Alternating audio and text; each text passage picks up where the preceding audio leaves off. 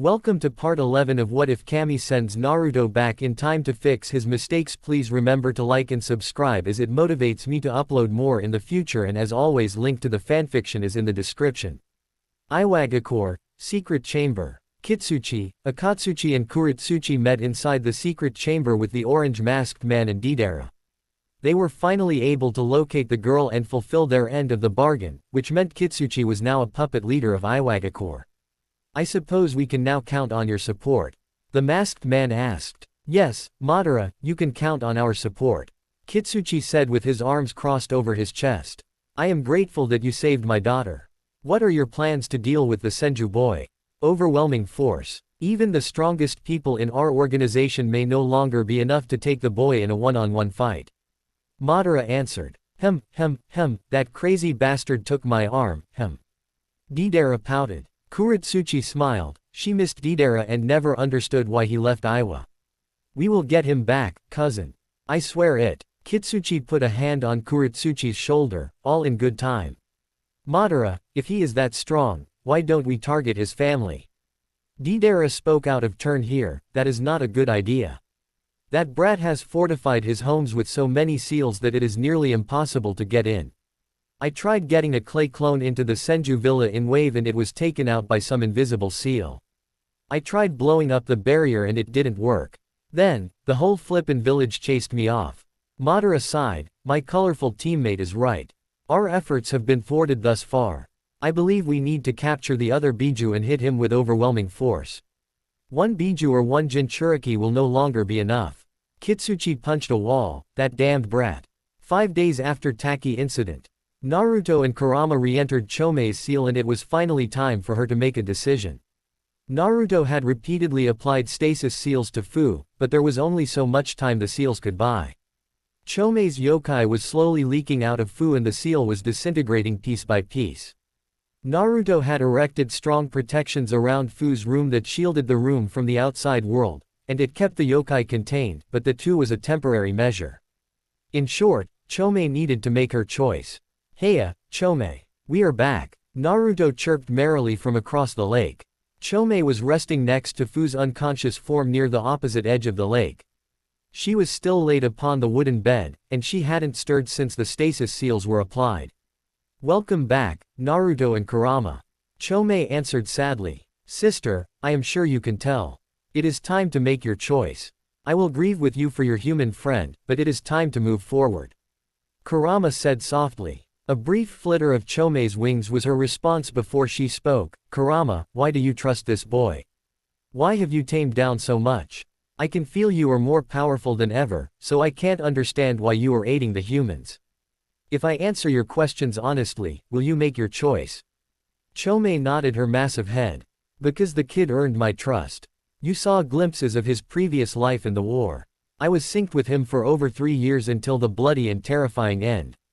Not only did he purify my yokai, not only did he remove and purge my negative feelings, not only did he fight against the Jubi and Kagaya Otsutsuki, but he also earned my trust.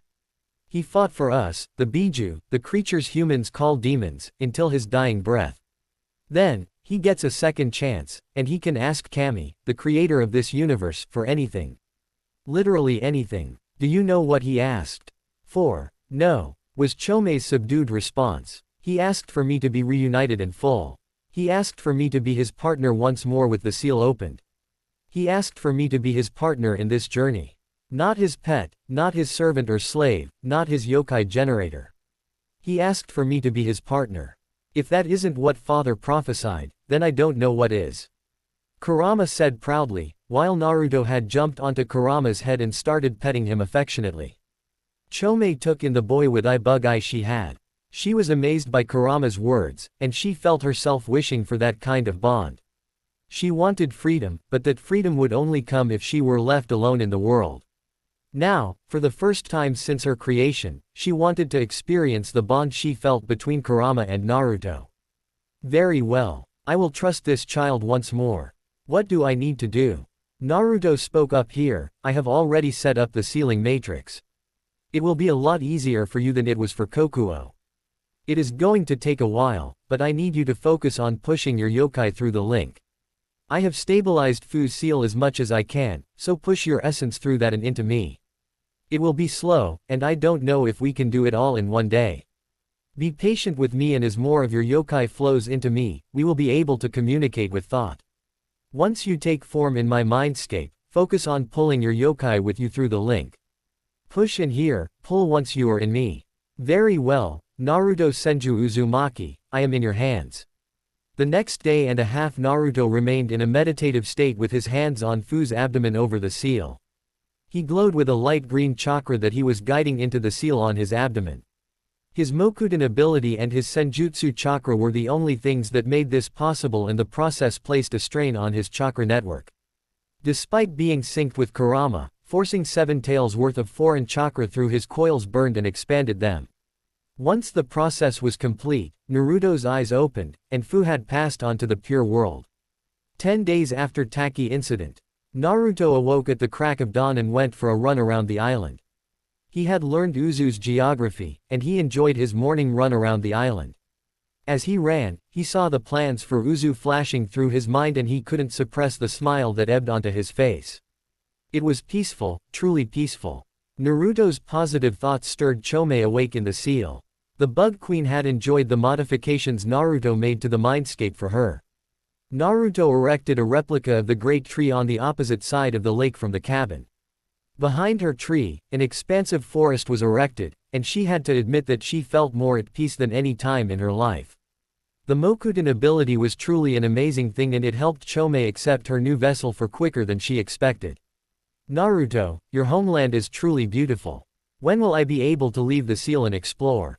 Chomei thought through the mental link. Good morning, Cho. Well, I am still integrating and adapting to your chakra. I would say in another week we could try to let you out. Unfortunately, we will not be on Uzu when that happens. Naruto thought back. That is unfortunate. I wanted to commune with the insects of this land. There is an abundance of them. Chomei pouted. Haha, I figured that was what you wanted to do. Don't worry, I promise we will return in time. First, we have to deal with the Akatsuki and get the world settled down. Naruto, you said that I could choose any vessel I wish. I thought that Biju could only integrate with human children. At least, that was the prevailing knowledge of the past. Chomei questioned. As Naruto ran up the dormant volcano of Uzu, he answered, yeah, well, that would be the case if you didn't have me. My Mokudan, Senjutsu and Fuinjutsu make it possible for me to transfer you. When we return to Konoha, I will introduce you to the Aburame clan. I am sure you will find someone you like there. Chomei blushed, or at least the insect equivalent of a blush, when she thought, and what if I preferred to stay with you? I think we could make that work. As I promised, it will be your choice. As of right now, I don't have access to your yokai because of the seal's configuration. If that is what you decide, then I will find a way to make it possible. Naruto thought back. Chomei had reviewed Naruto's memories, and she found herself somewhat smitten with the human boy. His attitude, warmth, love and tenacity were all traits that Chomei found highly desirable in any future partner. Luckily, Kurama wasn't in the seal, or he would have made fun of her for feeling such a way. Thank you, Ruto. With that, Chomei closed the link and enjoyed the warm, sunny day inside the seal. Naruto returned from his run and saw that everyone was beginning to stir. It made him happy to see the first signs of life on a previously devastated nation. He walked into the main house and saw that the Konoha group was awake.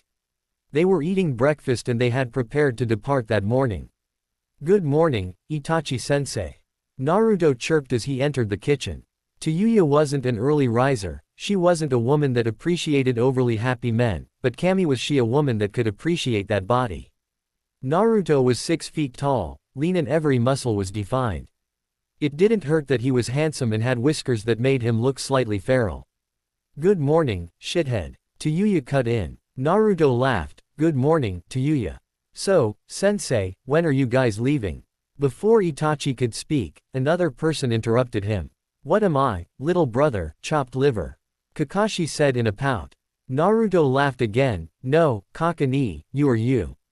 Now, can everyone please let me talk to the Hokage? Itachi couldn't suppress the smile that inched its way onto his face. Good morning, Ruto. Yes, we will be leaving in an hour or so. Asuma is stable enough and I have arranged transport from Tanuku port. Good to know, Lord Kinji, are you returning with them? Yes, my boy, I will be returning to the capital.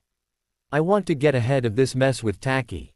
Kinji answered while Madame Shijimi pushed some more eggs and bacon onto his plate. Where are you going next, Ruto? Shikamaru asked. We will be heading to Kumo. We wanted to help Lightning Country and give them a taste of our seals. I also want to visit Turtle Island and the Sage's Temple.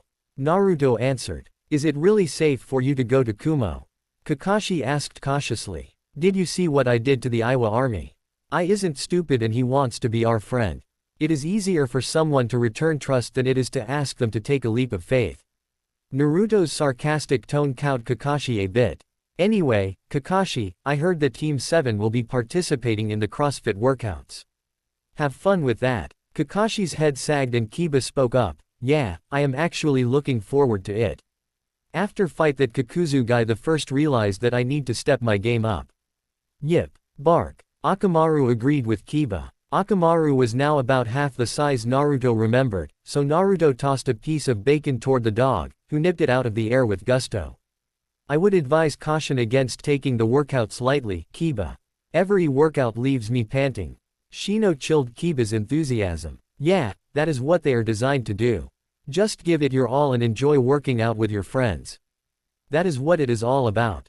Akamaru. Do you want some weight and resistance seals, boy? Naruto said as he got down on a knee to scratch Akamaru's ears. Will they be safe for him? Kiba asked. Yeah, you already know he can use chakra. I will set it so you are the only one who can adjust the levels. All he has to do to disengage them is channel some chakra into the harness I made.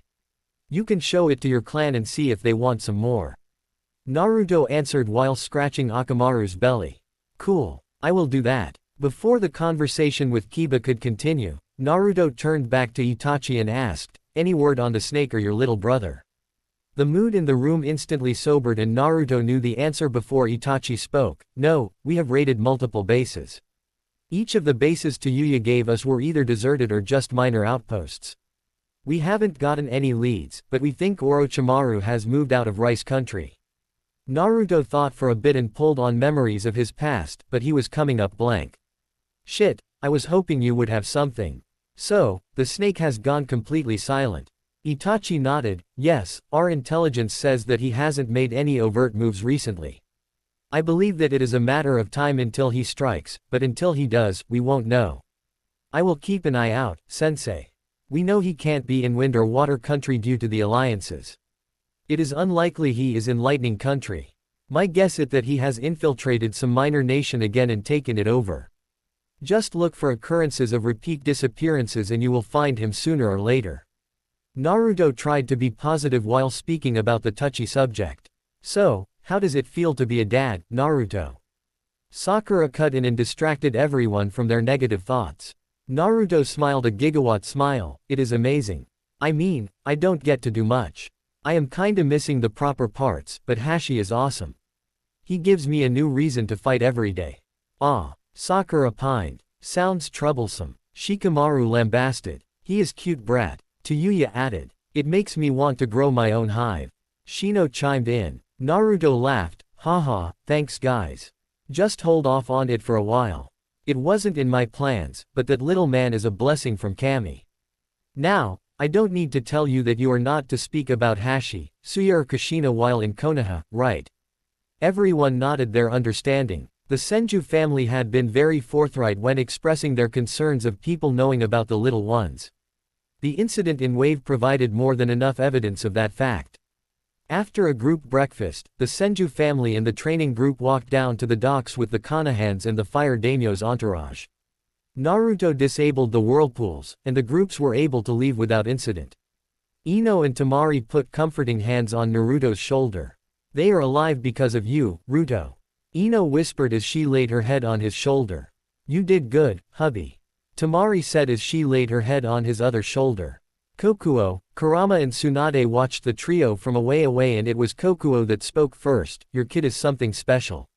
He recovered from the loss of a friend and still had the fortitude to do what was needed. Yeah, that's Ruto for you. Tsunade said with a sad smile. She hated how much weight the brat always shouldered. At least she was there, so he didn't have to shoulder it alone. I told you, brother.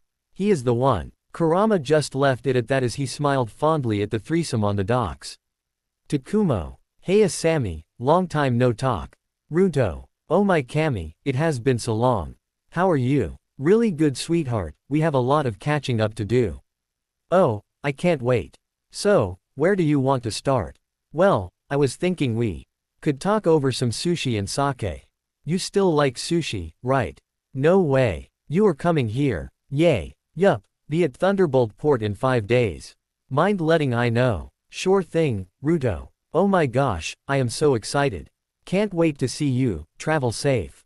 With heavy hearts, the Senju family left Shizune and Himawari with the babies in wave before they departed for Kumo. Everyone was concerned about the safety of the babies, so many extra measures were taken. The long-range Horizon beacons in the Senju villa and the police headquarters made it possible for Naruto to respond to any threat that encroached upon the island. The detection seals, barriers and other safety measures gave Naruto a peace of mind, and the Gen 1 of Wave's SDF promised to keep an eye on the Senju family with a promise to summon Naruto at the first sign of enemy contact. With security resolved, Naruto and company set out toward Lightning Country by sea, which would take just over 3 days. Tsunade insisted on taking a cruise ship so that the family could enjoy the journey and she could get some gambling in along the way. Luckily, the Senju fortunes were massive, expansive, nearly infinite. Okay, the last one might be taking it too far, but money was not really a concern for the Senju family. Even after paying for the rebuilding of Uzu, they still had more than they knew what to do with. Therefore, everyone was okay with Tsunade losing a couple $1,000s every now and then. Thus, Naruto, Temari and Ino were cuddled up on the deck of the cruise ship and soaking in a warm summer sun and reading Naruto's new book, A Second Chance at Life and Love, as they glided over the ocean. After Ino's pregnancy, Tsunade issued a dire warning to the trio not to do it again until Akatsuki and Iwa were dealt with. Naruto had to spend a week completing an anti-pregnancy seal that was permanent, and he applied it on the small of the girls' backs just above the valley of their butt cheeks. The seal took the shape of a fox head, and the girls liked it because they said it marked them kind of like a mating mark. Woo, it is nice to get a break after all that training. Ruto, your book is amazing by the way. Temari said in an attempt to distract Ino. Yeah, Mari, you have gotten much stronger. That steam wind you developed with Kokuo is terrifying. How is your bond with Kokuo? And, thanks for the compliment, I think I only have a little editing left. Naruto asked, understanding what Temari was doing. It is awesome, it is like having a friend that has centuries of knowledge and a wealth of power that is overwhelming. Plus, I like Kokuo's personality a lot. He is like a wild stallion, all he wants is to run free and live wild. If you go along with it and enjoy the ride, it is a lot of fun. I am jealous, Mari. I understand why Naruto chose you, but now I can't even keep up with you anymore. Ino whined. She had fallen behind on her shinobi training and thrown herself into the healing arts. She worked at the hospital until she was 7 months pregnant, and she has been all about the baby since then. Then, she had to take care of the child and focus on recovery since the pregnancy took a severe toll on her body. It's okay, sweetie. You can throw yourself into training and join the true training trip now. We will get you up to speed in no time. Temari comforted Ino, still avoiding any topic that would remind her of Hashi. Yeah, babe, I am going to run you ragged. Training by day and marathons by night. Naruto chirped as he placed a kiss on her forehead. I will hold you to that, Ruto. With those top-offs from Kurama, I should be able to handle it. Ino moaned as Naruto continued his ministrations. Not in public, you two. Temari hissed. You're just jelly, Mari. Why not join in? Ino teased. Because I have a sense of decency. Temari insisted. Ho ho ho, you three are something else. A feminine voice echoed across the deck of the ship. Heya, Chomei, why don't you come and join us? I still need to get to know you. Ino screeched in an excited and girly voice as she put Naruto's book down. Chomei could now be released from Naruto's seal, and she was truly grateful for the opportunity to walk around free. In order to honor and never forget Fu, she took Fu's form when she was outside of the seal. The only difference was instead of Fu's wide orange eyes, Chomei's eyes were a vertical orange bar. Fu was a sore subject for her, and everyone knew to avoid it, but that didn't stop them from learning about Chomei's past. Chomei was one of the Biju that took on a positive aspect of humanity. Chomei was positive and resilient and could almost always find the silver lining in a shitty situation. She had a distrust of humans due to the past century's treatment, but she trusted the Senju family. The Biju struggled to move naturally in her human form, but she wouldn't trade it for anything. This was the freest she had felt since she was created. Chomei took a seat next to the trio and relaxed back on the pool chair and sat back to soak in the sun. What do you wish to know, Ino? Ino took a pensive pose. Where is your favorite place to stay? Was it in Takigakure? Chomei saddened at the thought of the city and Tamari poked Ino in the forehead. Yes, that tree grew from my chakra. I was in the tree long before the formation of Taki and those filthy humans took over my home. I originally worked with them, and I was originally happy to live alongside them. I wanted to honor my father's wishes and it was all good until it was not. Naruto offered her a cheery smile. It is all right, Chomei, no need to go into sad memories of the past. Tell me, have you ever been to Kumo or the Sage's Temple? We were all born in the temple, but we decided to split up many centuries ago and we tried to spread our father's teachings. I never returned to Kumo after I left, mountains were never my thing. Not enough bugs or forests. Anyway, when the Warring Clan era was taking place, we Biju tried to abstain from it. That was until Shukaku's territory was invaded and he killed a bunch of humans. Then, it didn't take long for the humans to subdue and capture him. Tamari decided to ask a question. Is it true that Tsunagakure was built from Shukaku's old home? Was the land of wind always a vast desert? Yes, you humans built your hidden village in brother's old home. Wind Country has always been a desert as long as I lived. According to a story father told us, it was where he fought the Jubi. The fight dragged on so long that our father took too much of the natural energy and the life of the area started dying out. Even after the centuries, the land is still devoid of life. Not anymore, Chocho. I dragged up the water that was buried and I was able to grow multiple oases. And you should talk to Shukaku about the renovations I made to Suna. Naruto chimed in and ignored the cocked eyebrows and confused looks at the newest attempt as a nickname. Tamari giggled at her fiancé's antics. Yeah, Ruto spruced the place up quite a bit. It is quite nice, and we have multiple farms in the desert now. Plus, the city is temperature controlled thanks to a barrier that Naruto constructed. I am sure that he could even build you a habitat if you wish to settle down there as well. Chomei shook her head in the negative. I am not against visiting, but my brother is territorial. I think I will settle down in some woods. Maybe find another great tree. No, I really want a good nickname for you. Anyway, Chomei, why don't you ask Naruto to grow you a great tree? Ino asked. Chomei's head snapped toward Naruto and then she facepalmed herself when Naruto laughed sheepishly and said, well, when I find a place to settle down and the hectic business is over, I could either grow you a tree here or I could take you to the Great Jura Forest. Chomei clapped her hands together excitedly. She did it a lot and everyone assumed that it was because it was the nearest thing to her pincers clicking together. That would be most appreciated. Tell me, Naruto, if I go into another container, would I be able to be released from that container? Naruto thought for a bit. I am sure I can construct a seal like that given enough time. I am not going to promise anything, but what I will promise you is that I will do everything I can to take care of you guys. Anyone you choose would have to agree to those terms as well. My goal is for all of the Biju to be free by the end of my lifetime. Chomei could no longer contain herself and she lunged over Ino and glommed onto Naruto. She kept rubbing her face on Naruto's and squealing like a fangirl. Finally, she recomposed herself. I thank you, Naruto Senju. I don't know if I could find a vessel that I would prefer over you. Naruto looked pensive at that. Well, I am honored you feel that way. That being said, I don't wish to hoard the Biju and I don't want to deny you the bond of a true partner. I am sure you have talked to Kurama. What he and I have is beyond friendship or partnership.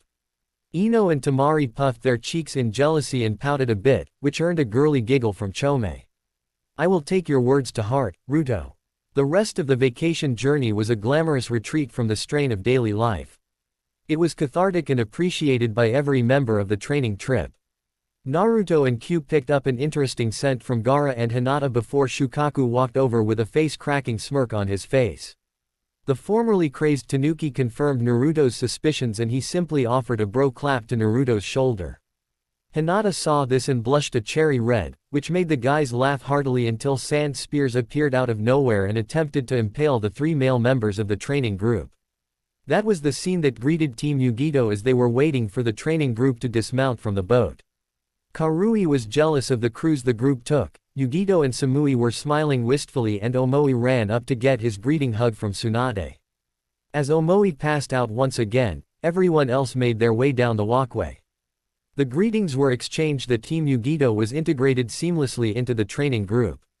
Yugito was close to Anko and Rias, Samui joined Naruto, Ino and Tamari, Omoi was chatting up Gaara and Hinata and Karui was chatting up Shukaku and Chomei.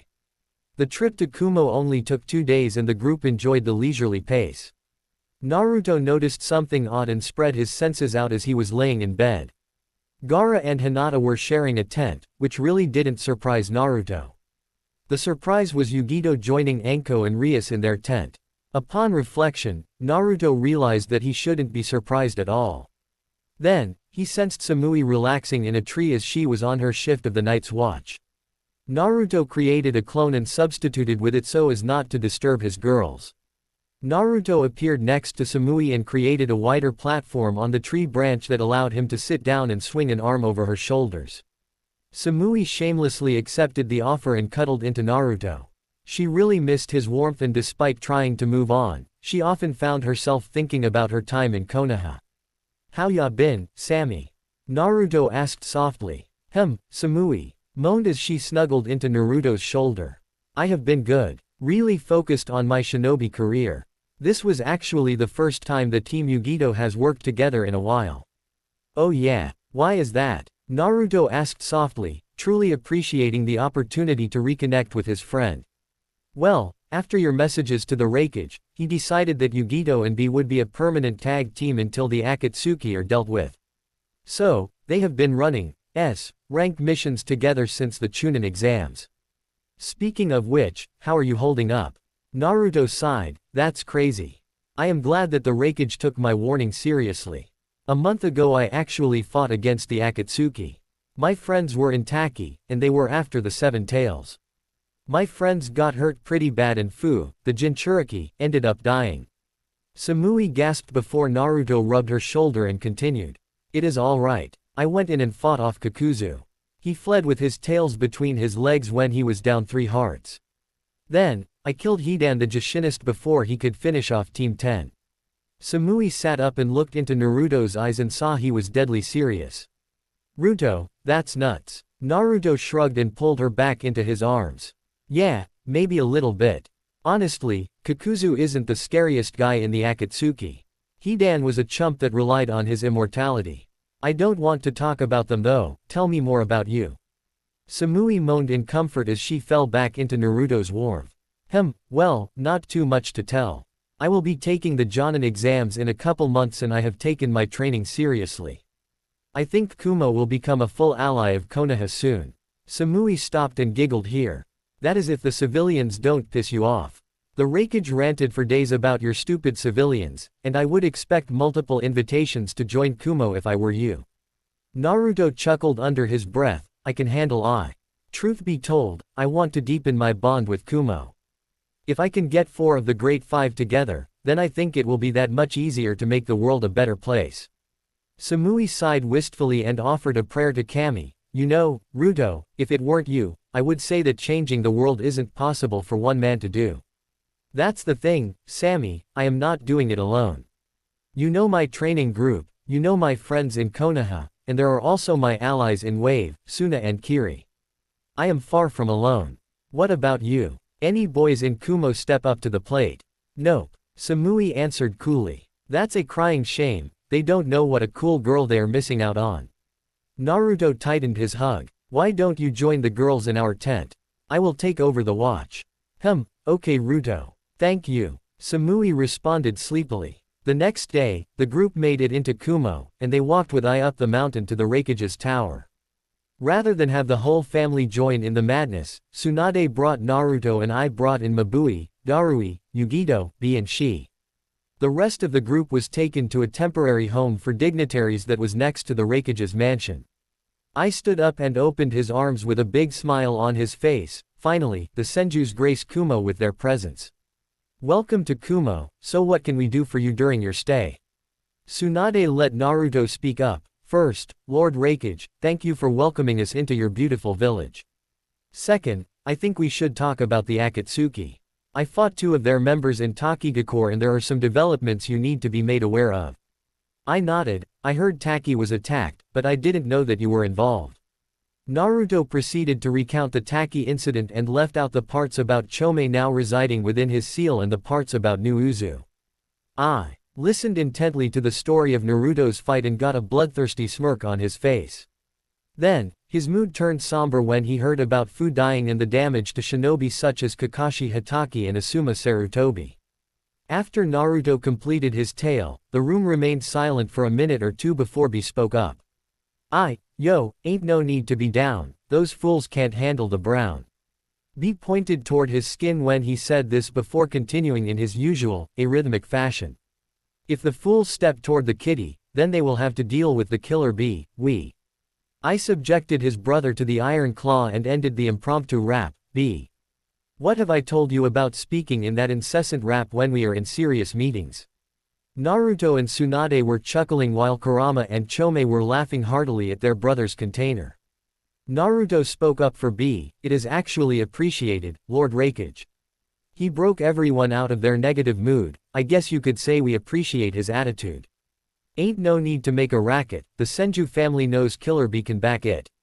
B cried tears of joy despite the pain of his brother's technique and the Kumo group looked at Naruto with dropped jaws. It was clear to them that Naruto actually rapped well, which would only encourage B's rapping. Before B could respond, Yugito clamped her hand over his mouth. Lord Senju, we would all appreciate it if you didn't encourage his behavior. Yugito said in a pleading voice. Tsunade laughed, oh come on, it isn't that bad. Back to business though, we heard that you have Yugito and B tag teaming. That is a good solution. I don't think anyone except the leaders of the Akatsuki could pose a serious threat to those two together.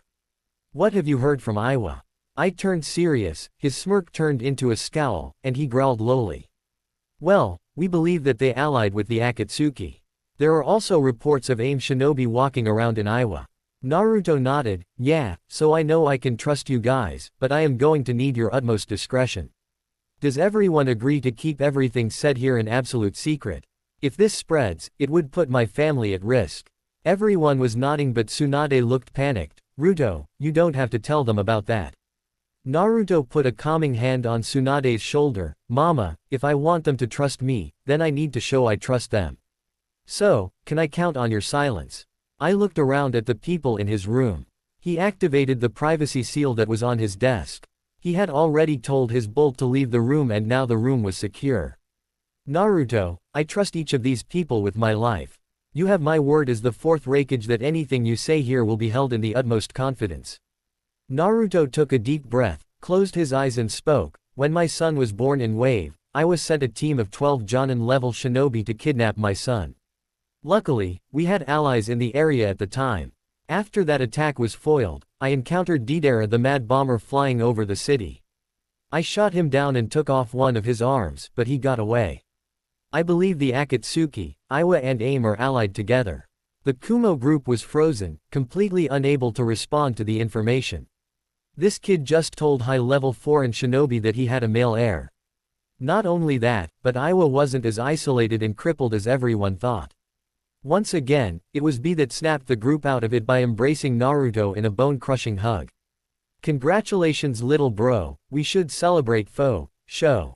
In between gasps of breath, Naruto was slapping Killer B on the back in a pleading motion for air. B got the message and set Naruto down and Tsunade sighed deeply before she set a fiery gaze on I. Look, I am choosing to trust you. Don't make me regret it. I would listen to her, Lord Raikage. If she goes all out, then this mountain would only take a single punch. It really hurts when she connects.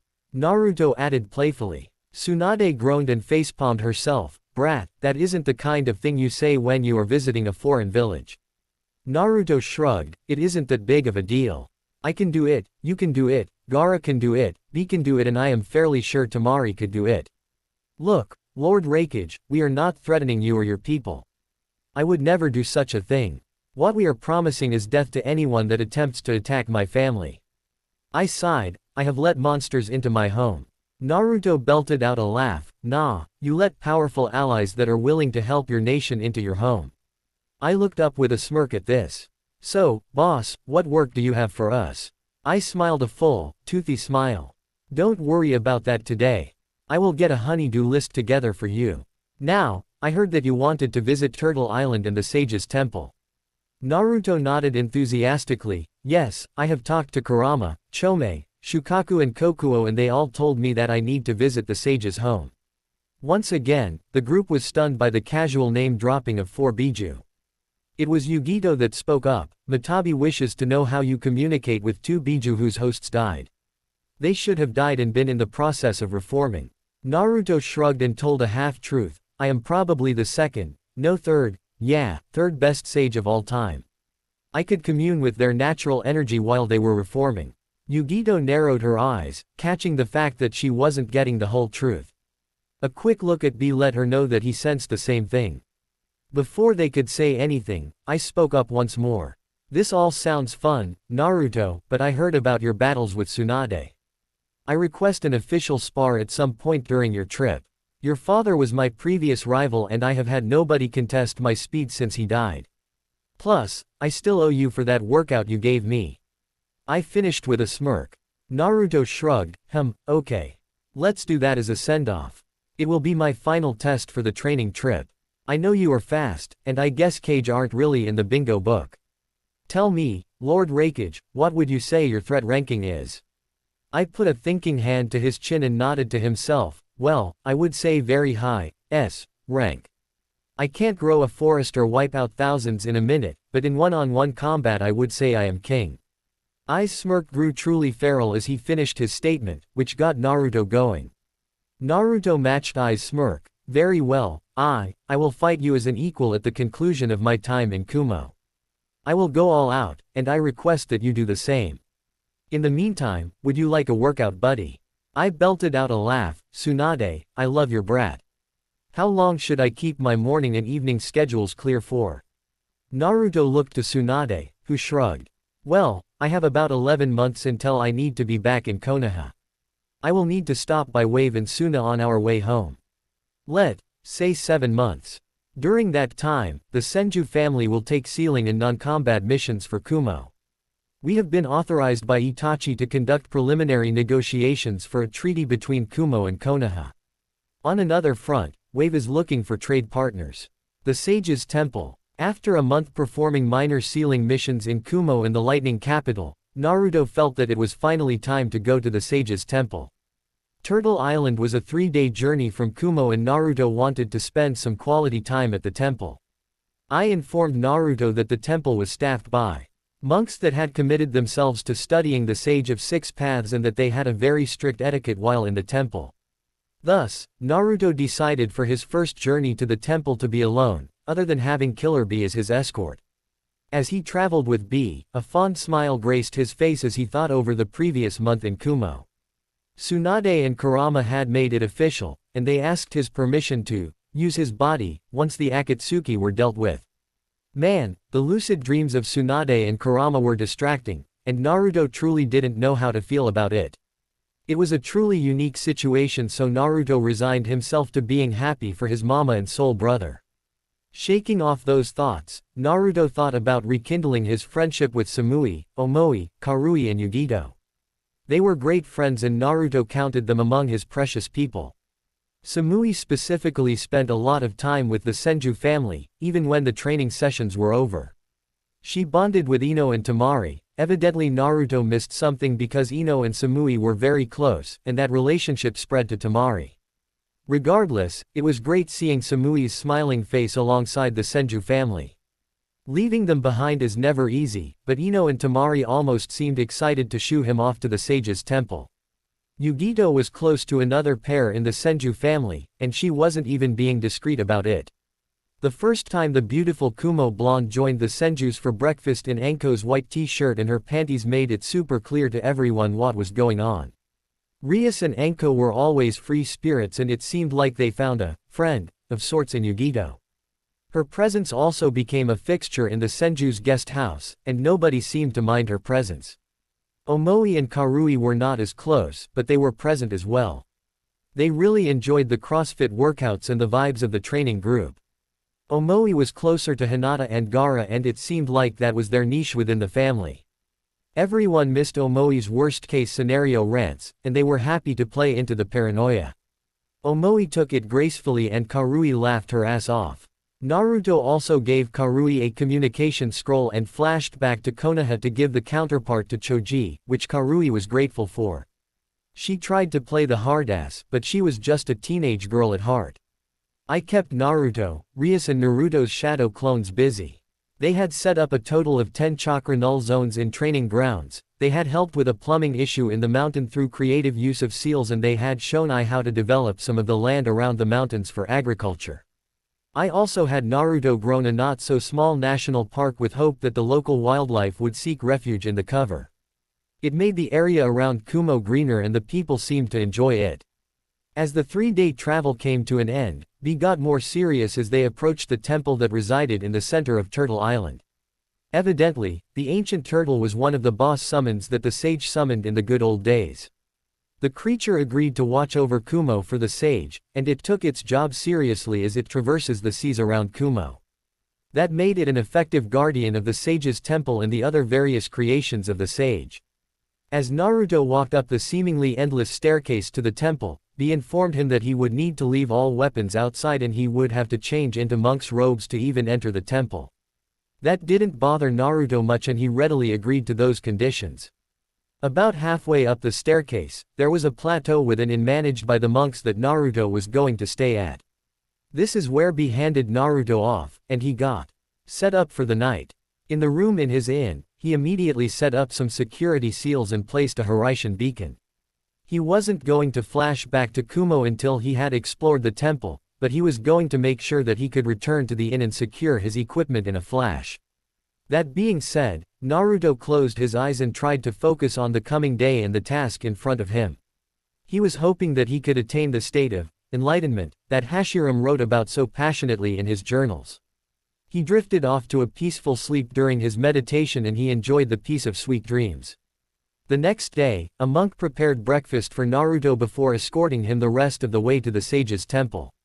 Naruto was in green, high-collared monk's robes with a light brown sash to tie it together. The outfit was plain and simple, but it was comfortable and seemed like the right outfit for such an occasion. As Naruto crested the peak of the staircase, he saw an ancient temple that was obviously created from some jutsu of the sage and the walls were regal and pristine, despite the centuries that attempted to wear it down. Naruto approached with the monk and bowed to the trio of monks that greeted him at the gates. They were also in light green robes except for the lead monk who was an old man in white robes. The man bore a Magatama crest of each of his collars and introduced himself to Naruto. "Welcome to the temple of the great sage, Naruto Senju, we have been expecting you." His voice was old and leathery, but it held a calm and power that Naruto instinctively respected. Naruto bowed formally to the monk, "That you for having me, elder. I appreciate the opportunity to learn from you and explore what the sage has left us." The geezer monk nodded and beckoned Naruto into the temple. There was a massive courtyard that operated as a sort of training ground for the monks. Naruto was surprised to see 20 monks working through katas while other monks were meditating in the gardens around the temple. Everyone was quiet and respectful, and Naruto assumed that it was just the way they did things here. The elder led Naruto into the first sanctum and had him take a seat at a low table before the monk sat down into a practiced Seiza-style seated position. "Tell me, Lord Senju, for what reason have you come to the sage's temple?" Naruto thought over his answer for a bit before responding, "Elder, I am a troubled soul with a great task laid in front of me. I am the Jinchuriki of Kurama, the eldest son of the sage, and I have been given the task of leading the world into a new cycle." The elder nodded, "Ah, yes, the memories of your past life weigh you down." The monk put up a calm hand to stop Naruto's response. 15 years ago, we all felt the passing of the great sage. We could no longer sense his presence in the time stream, and we initiated our search into the root cause of this. Through my meditations, Kami appeared to me and told me that it was her doing and that we were to guide her chosen when the time came. Meddling goddess, Naruto thought before he heard the ethereal chuckle in his mind. Well, thank you for sharing that with me. It saves some time and spares me the necessity of deceit. In return for your honesty, I will share my story with you. The elder monk nodded, and Naruto shared his story with the monk. He listened quietly with rapt attention while intermittently stroking his long gray beard. As the story came to its natural conclusion, the elder nodded once more and hummed for a bit while he thought. The monk seemed to process this information for 10 minutes before his eyes opened slowly and he spoke to Naruto. Before your altars can find peace, you must find your inner peace. Once you understand your role in the world and let go of the past, then you will be able to reach enlightenment. Be warned, Naruto Senju, this will not be an easy task. Naruto nodded softly and spoke, thank you for your guidance, elder. My goal is to understand the sage's teachings and learn ninshu. I wish to unite the world and move it in the right direction. I have taken strides to accomplish this, and I have many trusted and precious people who have joined me in this task. I humbly request your guidance. Naruto bowed his head to the elder of the sage's temple. The elder chuckled lightly, very well, Naruto Senju. We have seen your work and felt your power. We will work with you and train you in the sage's way. The following 5 days, Naruto didn't leave the temple once. He didn't eat, sleep or drink at all. He remained in a meditative trance guided by the elder of the temple. The elder instructed him in the teachings of ninshu and helped Naruto understand and connect to his chakra first. It went beyond Naruto's journey to the seal, and it went beyond shaping or guiding his chakra. It was as if Naruto was riding the flow of his chakra through every tenketsu while getting to know it by name and nature. The tough part of this first task was not letting his meditation take him externally. As a sage, he was always connected to nature and that connection had always taken precedence over the connection to his inner self. Thus, the first day was focusing on meditation separated from the outside world. The elder helped Naruto in this task by placing him in a room that was sealed off from the outside world. Evidently, the sage used this room for inner meditation because his sage mode was so powerful that he could feel everything in the elemental nations when he was in sage mode. Thus, a room created to help one center oneself and practice on focusing internally. The internal exploration was an eye-opening process for Naruto. By learning who he was, he found peace and understanding in the processes of the world. By making things right in his own body, his own temple, he could more easily make things right in the world. Sure, it was a monumental task, but it would only be possible if Naruto could reconcile himself and see the path forward. After the 5 days in the room of isolation, Naruto took a full day to recover and rest himself in the inn. The elder told him to do this because his hardest task would face him when he returned to the temple.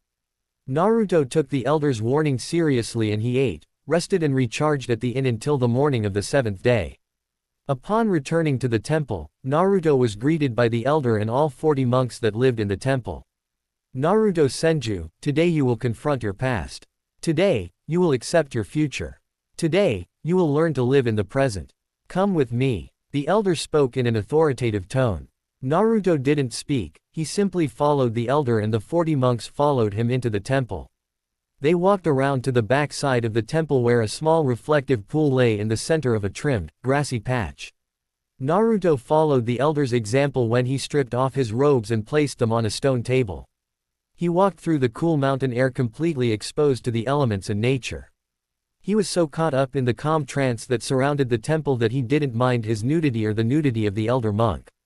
The 40 monks formed a prayer circle around the grassy patch and pool and they all started humming in a deep and rhythmic tune. It was beautiful, menacing, hopeful and dark at the same time.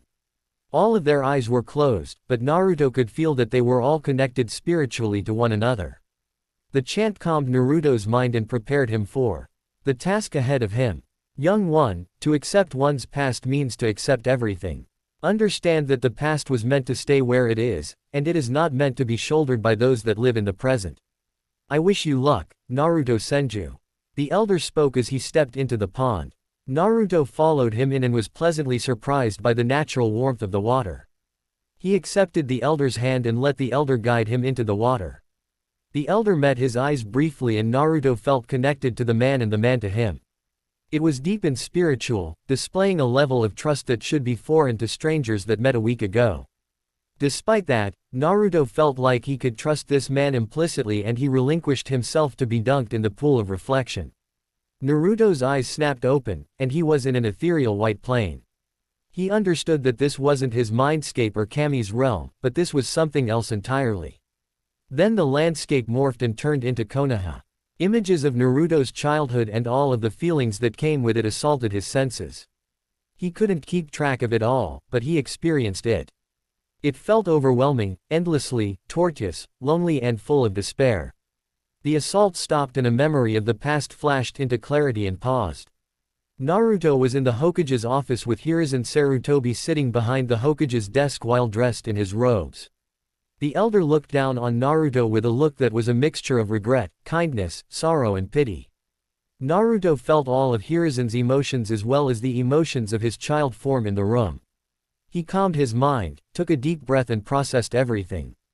Once he had attained the proper mental state, the memory started playing. It was the morning he was released from the hospital after his 8th birthday. It was the day that Naruto decided never to show anyone his true self again and he firmly fixed his mask upon his face. It was the worst beating Naruto ever received and the Anbu didn't step in until Naruto was raised on a cross and whipped ferociously. By that time, his arms and legs had already been broken and his body was a complete mess. Naruto closed his eyes in pain as he remembered this event. He remembered how completely broken he felt, how betrayed he felt and the rage he felt when the Anbu that had been there the whole time finally stepped in. It was overwhelming and intense and the sorrow and rage gripped Naruto's heart and tightened his chest. It took a monumental effort for Naruto to unclench his fists and accept that happened in the past. This didn't happen in this lifetime. Sure, the people of Konoha may have, and probably would have, done it in this lifetime, but they haven't done it yet. It took Naruto an indefinite amount of time to accept this memory alone, but after he accepted it, processed it and left it in the past, the next memory took form. Sasuke was standing in the Valley of the End with his electric hand piercing through Naruto's chest. The painful sensation immediately assaulted Naruto along with the feelings of betrayal, loss and failure. Once Naruto processed those memories, he could feel what Sasuke was feeling in that moment, and it honestly surprised Naruto.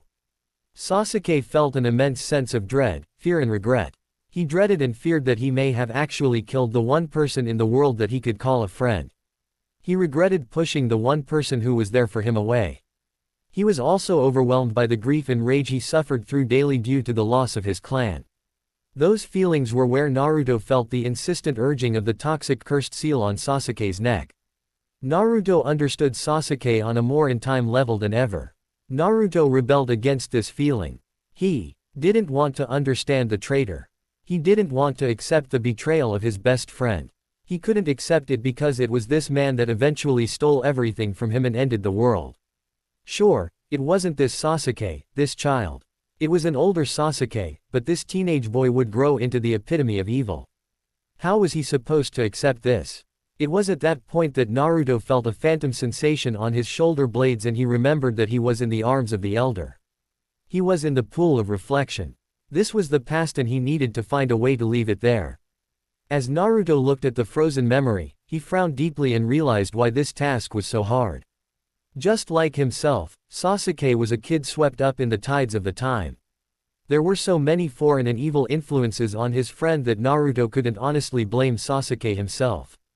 There were the fates, Orochimaru, Itachi's perceived betrayal, Konoha's perceived betrayal, Indra's influence and so many other things that drove this man to the brink and caused him to drag the world down with him.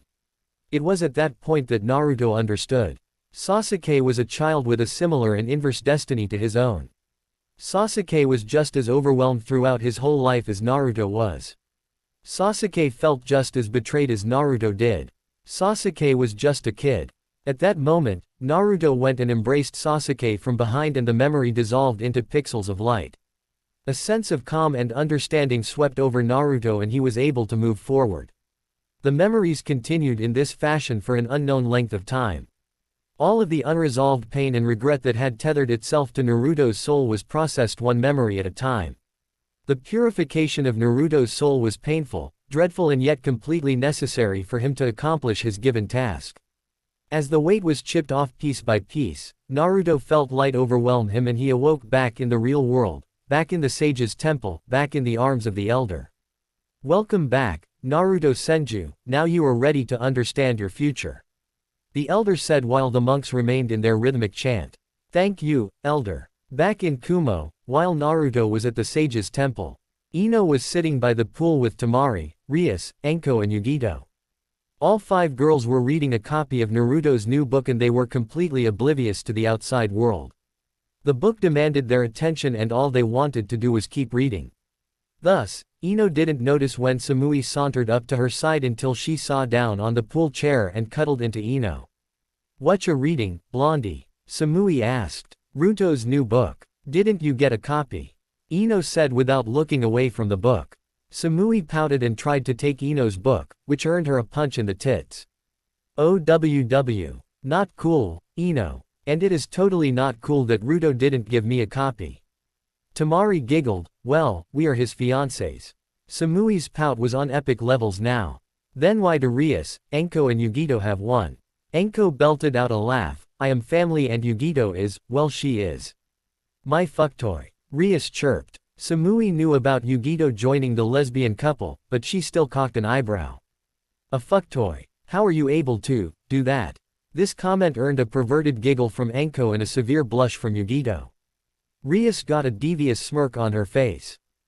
Let's just say that there are many uses for a transformation jutsu. Samui blushed a cherry red. If only she knew that Rias herself was a transformation. Oh, okay, well, can I get a copy? Ino sighed, Sammy, Ruto is at the temple, and I don't know where he keeps these. But, you can cuddle up next to me and I will start from the beginning. Samui kissed Ino on the cheek and thanked her before cuddling into her and reading. This caught every eye at the pool, which was luckily only the training group. Hinata giggled as she cuddled into Gaara and read her copy of the book. I don't know how much longer we should stay here. Hinata whispered softly. Gaara cocked an eyebrow and placed a kiss on top of Hinata's head. What do you mean, Hinaheim? Hinata nodded her head towards Samui and Ino. If we stay here, Samui is going to get involved and things will get complicated. You think? I don't know about that. Gaara replied monotonously and returned to reading over Hinata's shoulder. A couple days later, Samui had taken the girls out to a karaoke bar, and everyone was enjoying their drinks. The busty blonde was watching Ino sing with a fond smile, and she was leaning against Temari. Temari was watching her future sister-wife cut loose and she also had a fond smile on her face. Samui decided to probe deeper. So, Temari, you didn't strike me as the bisexual type of girl. Care to share? Temari giggled, oh, I wasn't. I really wasn't. That was until Ruto told me everything and it all snapped into place. I understood why he loved me and Ino at the same time. Watch your lover plow into another woman enough times and you don't feel like just watching anymore. Taste the softness and goodness of that woman and then it just feels right. I am not bi, not really, I just love Ino. And Ruto is okay with that. Samui probed deeper. Temari giggled perversely, you should have seen him blush after the first few times. He is so genuine and open with us that everything just fell into place. It was Samui's turn to giggle, yeah, a little too well into place. How is being a co-mom with Ino? Temari smiled wryly at Samui, look here, Sammy, we are one big family. We all love each other and help each other out. I love baby Hashi and everyone else in my big, crazy family. Just don't bring Hashi up with Ino right now, she is really missing him. Then why didn't you bring the children with you? Samui asked, genuinely not understanding why they didn't. Security. Ruto has taken his first shot at the Akatsuki and there is a whole country that would love nothing more than to kill us and the rest of his family right in front of him. Temari said with a sad tinge to her voice. Oh, sorry for asking. Samui said sheepishly. What about you, girlie? Why are you so interested in us? Old flame for Ruto coming back? Temari asked. Samui's eyes widened and Temari giggled. Don't worry, Naruto has told us everything and we don't hold it against you. Samui adorned a sad and reflective look on her face. Yeah, well I guess it kind of is. I tried to force myself to move on. I tried looking at other guys and giving them a shot. I even went on a couple dates. But you know what? None of them, not a single damned one of them, made me feel like Ruto did for those 6 months I was in Konoha. Tamari pulled Samui into a hug, which Ino jumped in and joined since her song was done. Look, Sammy, I understand. I am sorry for what it is worth. Samui was trickling tears onto Tamari's chest. It's cool, it is not your fault. It is my fault for being jealous and not being able to move on. I just want one night to feel that love, that warmth and just feel like everything is going to be okay. A look of understanding flittered across Ino's face, and her eyes softened. I understand, Samui. We both do. But what if one night just makes these feelings stronger? I don't know, Samui whispered. Sage's Temple 10 days into meditation. Naruto was in full swing with the elder and other monks now. He had graduated from himself and he was learning to deepen his connection with nature, which was extremely potent within. The Sage's Temple. The currents of the air rippled across the imposing faces of the mountain and flit between majestic peaks. It was the same kind of nature that he experienced in Konoha. It wasn't the same kind of life energy, but it was just as potent.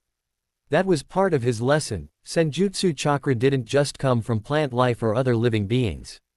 It was the energy of the world that called to him, and it was this energy that he could use to connect to the world in a way that seemed godlike. It became clear to the elder and other monks that Naruto's prolific connection to nature was on a whole other level from their own.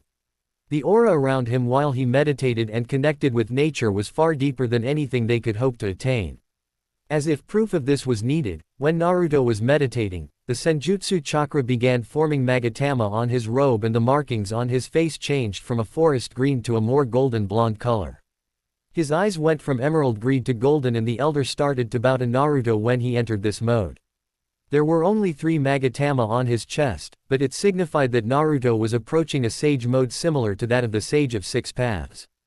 Naruto was so taken aback by the elder bowing to him that he lost his concentration and the mode faded back into traditional sage markings that he had become accustomed to. Lord Senju, you have completed your mastery over yourself, and you have enhanced your connection to nature. I believe it is time for you to bring the rest of yourself here. The elder said respectfully. As you wish, elder. I thank you for your guidance. I will return in 1 week's time with my full self. Naruto replied in a calm tone. Very well, Lord Senju, we await your return. Kumo, Senju Guest House 1.5 months in Kumo. Naruto flashed back into the Senju Guest House with ease from the inn near the Sage's Temple. He had reserved the room to keep the Horizon beacon and prevent the need for the 3 days of travel again. Naruto appeared in the living room and sensed that everyone was out back by the pool. It was a nice summer night, and the cool air was truly refreshing. Naruto opened the screen door to the backyard and was greeted by the whole training group plus Team Yugito, Ai and Mabui. Naruto smiled when he saw Ai and Mabui were snuggled up together on a pool chair. Good evening everyone, how are we all doing? Naruto said cheerfully as a return to their greeting. Good bud, how did it go at the Sage's Temple? Tsunade asked. Naruto's gigawatt smile nearly cracked the edges of his face. It went great. It really helped me get my mind right and I was able to take the next step in my senjutsu training. Kurama smiled next to Tsunade. So, you are even stronger now. Naruto smirked at Kurama. You know how your old man had 9. Kurama nodded hesitantly. Well, let's just say I reached 3. Kurama's jaw fell. Chomei slipped into the pool and Matabi was freaking out inside of Yugito's mind. Kurama growled at Naruto's laughter before he spoke up. How? How is that possible when you don't even have the Rinnegan? Naruto shrugged. The Magatama are a mark of the world and signify the connections to the domains. I assume that I am able to connect to 3 of the domains and it will take me much longer to discover and sync with the others. What the hell are you even talking about, Ruto? Rias asked. Don't worry sis, I will have to show each of you for you to understand. In 1 week, you all will accompany me back to the Sage's Temple. This comment went over a few of the heads, but everyone present knew of the altars. Evidently, Tsunade had spilled the beans at some point throughout the week. Will we still be separate or are we going to reintegrate? Yami asked hesitantly. Naruto beamed an understanding smile at him. I do not know. The elder told me that we must all make peace with one another and I know that he is speaking the truth. You changed that much from 10 days in a temple? I asked using cockiness to mask his confusion. Lord Raikage, have you ever been to the temple? Have you ever been to the waterfall or entered the pool of reflection? Naruto asked already knowing the answer. No, kiddo, those are for Jinchuriki. I answered. And what makes you think they were meant for Jinchuriki alone? Is it only the Jinchuriki that have a dark side? Is it only the Jinchuriki that would benefit from self-exploration? Naruto asked and got silence in return. Everyone was blown away by the changes from Naruto. Who are you and what did you do with my Ruto? Ino asked sarcastically. Your Ruto is right here, love. Cleaner and unburdened by the weight of the past. Don't worry, I am sure I will stop talking like a monk after a couple days. Naruto said with a wry smile. Ino laughed and jumped into Naruto's arms before she placed a loving kiss on his lips. Good, because you are mine and I am yours. What am I? A side piece. Tamari chirped before she jumped on Naruto's back. No, that would be Samui. Anko attempted a joke, but nobody was laughing. Samui's face fell, and she remained in a somber mood for a while before giving up on the night and walking home. Naruto noticed the sudden change in Samui's feelings, and he gave each of his girls a kiss before catching up with her. Can I walk you home? Naruto asked as he caught up with Samui. Samui smiled sadly at him as he placed his arm over her shoulder. I don't know if you should, Ruto. Why not? Because you love me. Because you want me in a way that is more than a friend. Does that mean I should treat you as less than a friend? Naruto asked softly. Samui stopped walking and leaned into Naruto's shoulder. She suddenly turned and started crying softly into his chest. It isn't cool, it really isn't cool, it hurts so bad, Ruto. My heart hurts and I feel guilty because it hurts. I feel guilty because Ino and Tamari are my friends and all I want is to have a piece of what they have. Samui's feelings were pouring into Naruto, and it was overwhelming. He felt everything she felt and understood exactly where she was coming from.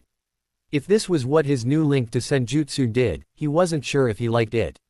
He felt like he was invading her privacy because he could feel everything, and he knew that she was being honest with him. He resigned himself to pulling her into a warm embrace and he used his natural aura to help her calm down. Once she stopped crying, he kissed her on her forehead. He did his best to ignore the two obvious presences that were following him and watching on. Sammy, I know you are being open and honest with me. My heart craves you too, but I couldn't ask that of the women I love. You are an amazing girl and I want you to be happy.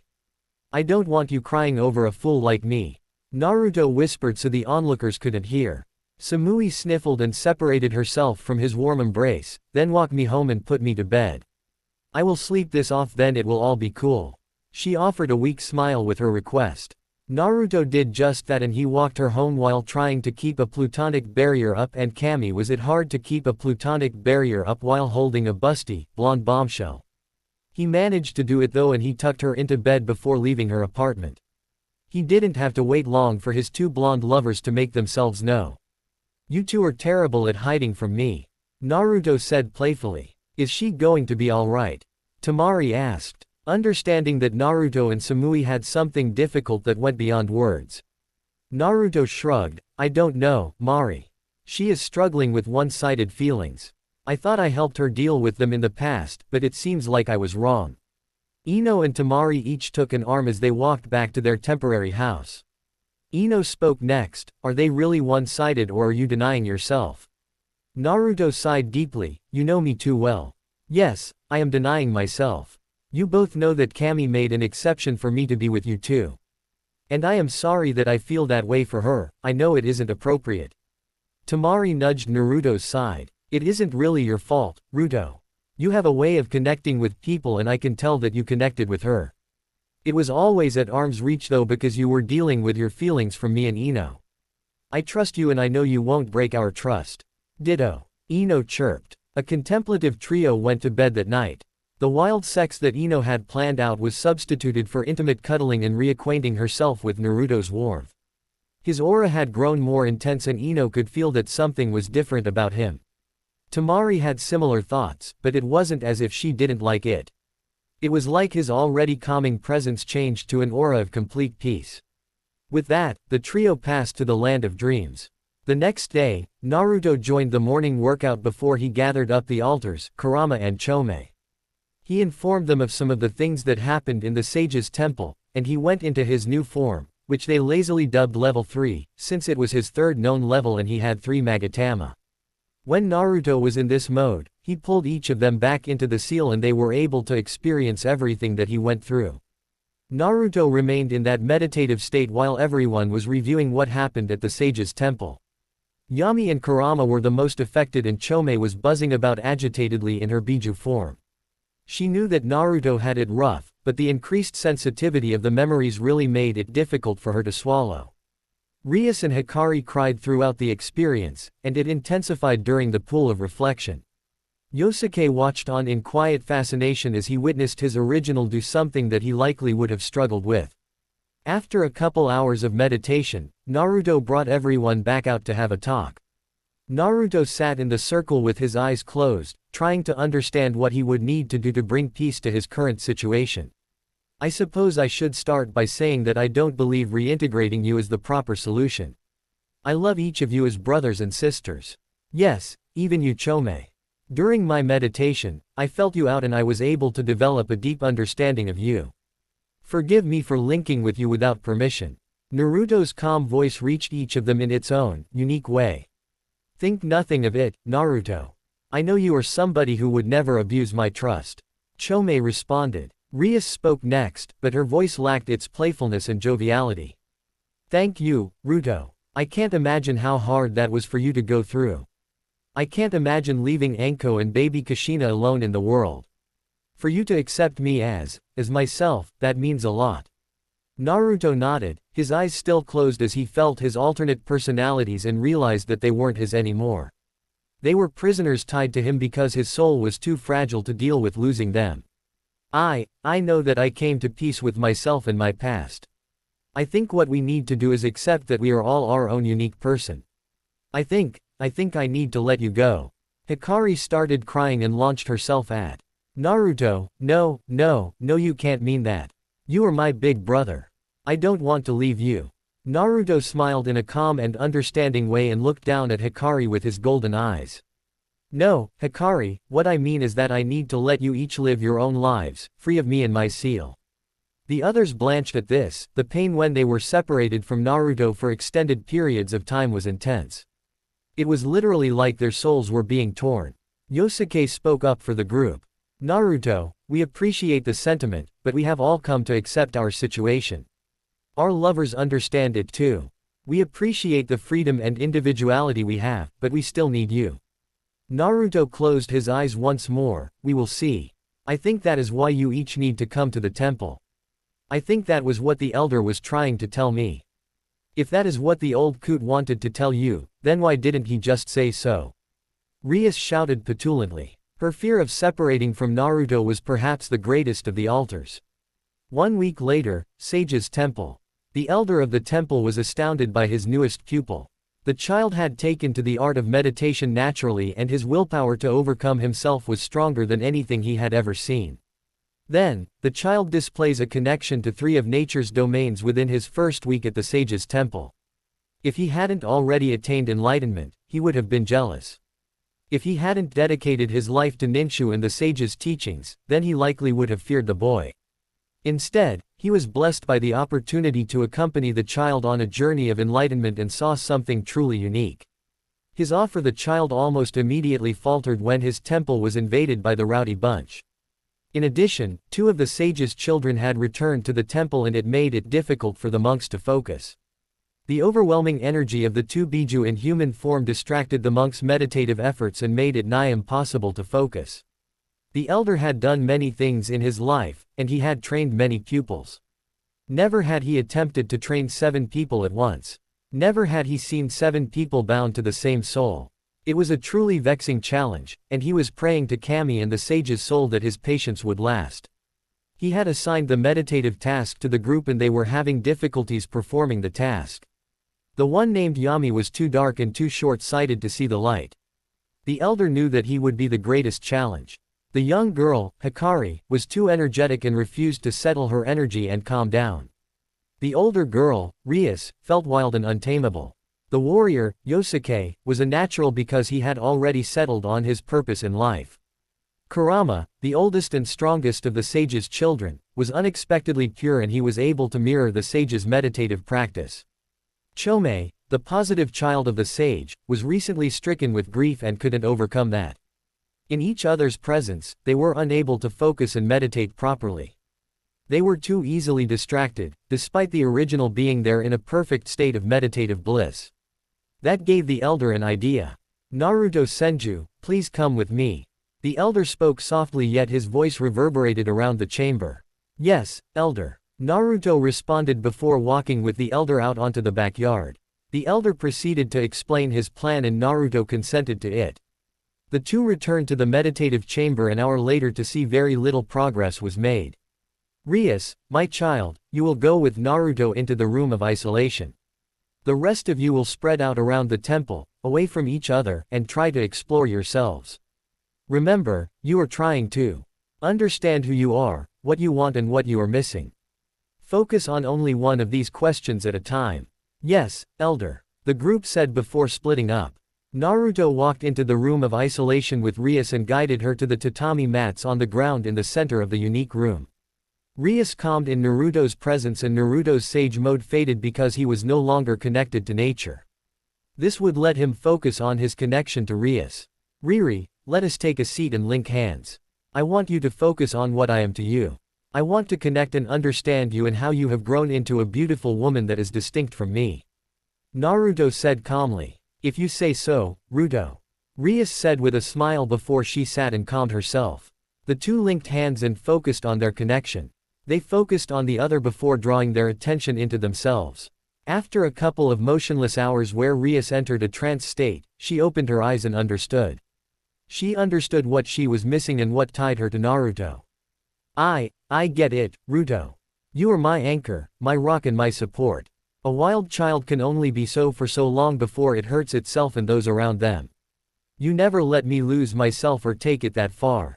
Rias said as tears started percolating from her ducts. Naruto smiled but remained with his eyes closed. You, Riri, are the older sister I always wanted but never had. You taught me to enjoy life and just be myself. You were the stubborn part of me that told me to never care about what those who didn't know the real Naruto Uzumaki thought. I needed you then and I need you now, but I need you to be free.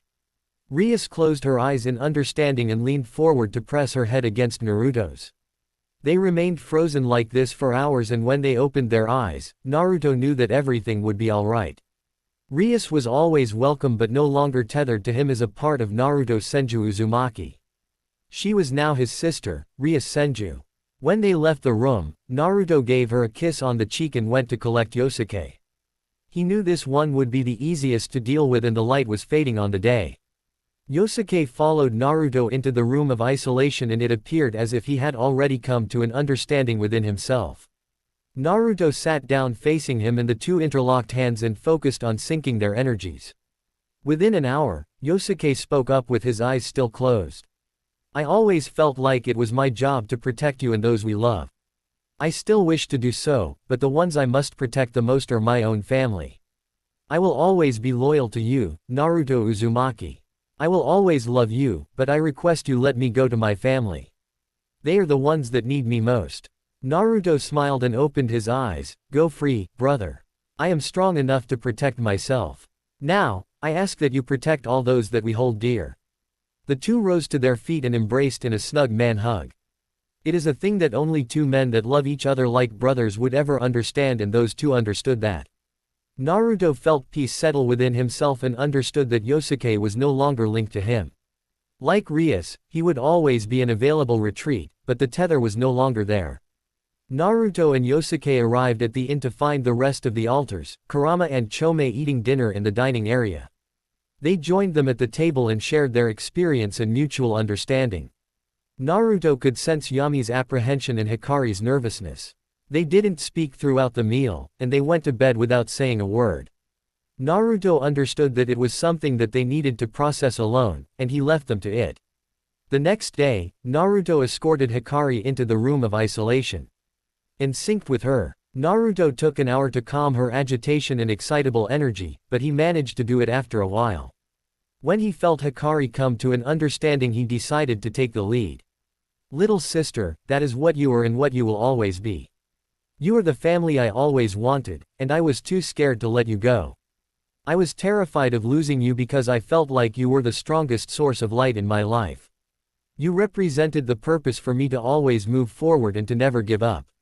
I accept my own weakness and I have found my light. What I want from you is for you to live your own life and be happy. Hikari instantly started crying, but it was happiness and no longer fear that inspired her tears. I love you, Naruto. I always looked up to you like a big brother and you always showed me the right way in the world. You showed me how to spread my light. I will do my best to accept my new role as your true little sister.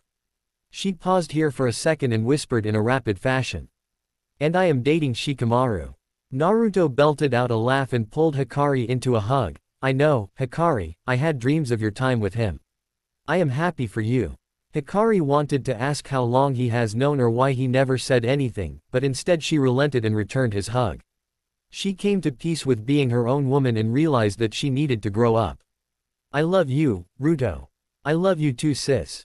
If Shika hurts you, I will not hesitate to whoop his ass. As Hikari skipped out of the room of isolation, Naruto saw Yami there waiting for him. Yami nodded toward the room and Naruto smiled. The two walked in silently and Yami wanted to have a conversation before they got into things. I am sorry, Naruto. I realized yesterday that you don't need me. I need you. Yami said hesitantly. Naruto smiled at Yami and did his best Itachi imitation by poking him in the head. Baka, I did need you. I still need you. But I don't need you as my dark half. I don't need you as a part of me. I need you as my brother.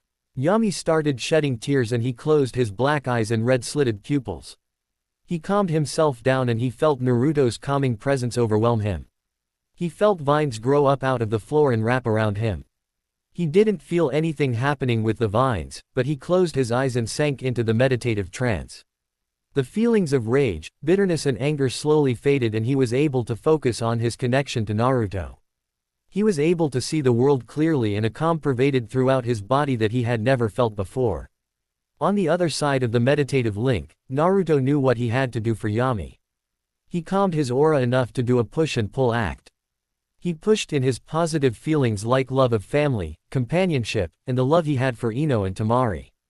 He pulled out the darkness, the bitterness and the rage that Yami had contained for him for all those years. He accepted the negative feelings and was able to process them.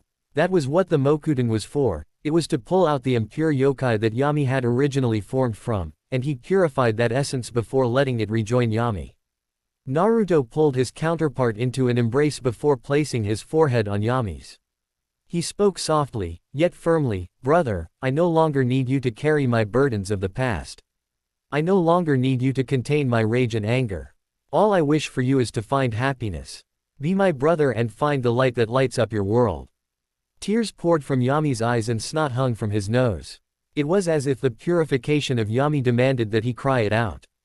Yami felt drained of the anger, relieved of the resentment and he felt peace overcome him as Naruto severed the tether that bound Yami to his soul. I don't know what to say. Then don't say anything, brother. Just love me back, Naruto whispered. The two remained forehead to forehead for a while. When they parted and Yami opened his eyes, Naruto noticed he had the same azure blue eyes as himself and the sclera was a normal white. The feelings were processed and even the air of the room of isolation danced with a positive energy. Naruto was positively glowing with energy as his soul settled itself and he knew that he only had one thing left to do. Naruto walked Yami out to the back and told him to just sit and think near the pool of reflection. He cautioned him not to go in the water, but it was a truly peaceful spot and Yami still had a bit to think about. Naruto went and found Kurama and Chomei before he sensed the elder and went to make his request. The elder nodded respectfully and waited to hear his request. Elder, I wish to take these two to the room where the sage created them. The elder nodded slowly. Very well, follow me. The four walked in silence toward the room where the sage breathed his last. It was as he was dying that the sage created the Biju and he was only able to spend a few days with them before his passing. It was in this room that the 9 creations, or children, of the Sage of 6 Paths were formed and given purpose. As they entered the room, Kurama and Chomei were overcome with emotions as memories of their father played through their minds.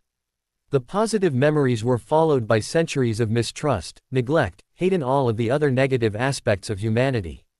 Naruto took a seat in the center of the circle of 9 Magatama when the elder had closed the door to the room. Kurama and Chomei each took up their respective positions and 2 of the 9 torches in the room lit up. The trio remained in a reverent silence for a while before Naruto decided to speak. I am not trying to be your father. I am not trying to replace your father.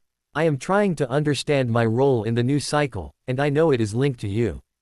I wish to become the bridge between humanity and Biju. I wish to protect you and count you as members of my family. After Naruto's words, the room fell silent save for the crackling of torches. Naruto entered a deep trance and waited for Kurama's and Chomei's response.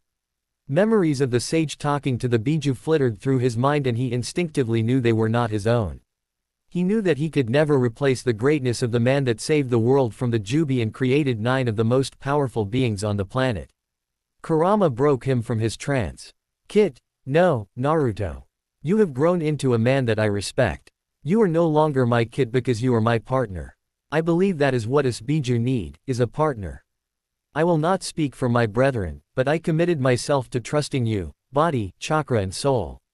My place is within you. Kurama spoke seriously. Silence returned to the chamber for another couple of minutes. Naruto was linked to Kurama in a way that words weren't needed, and he knew that Chomei had to come to a decision on her own. Finally, she did. Naruto Senju Uzumaki, I do not know if my place is within you, but I do know it is with you.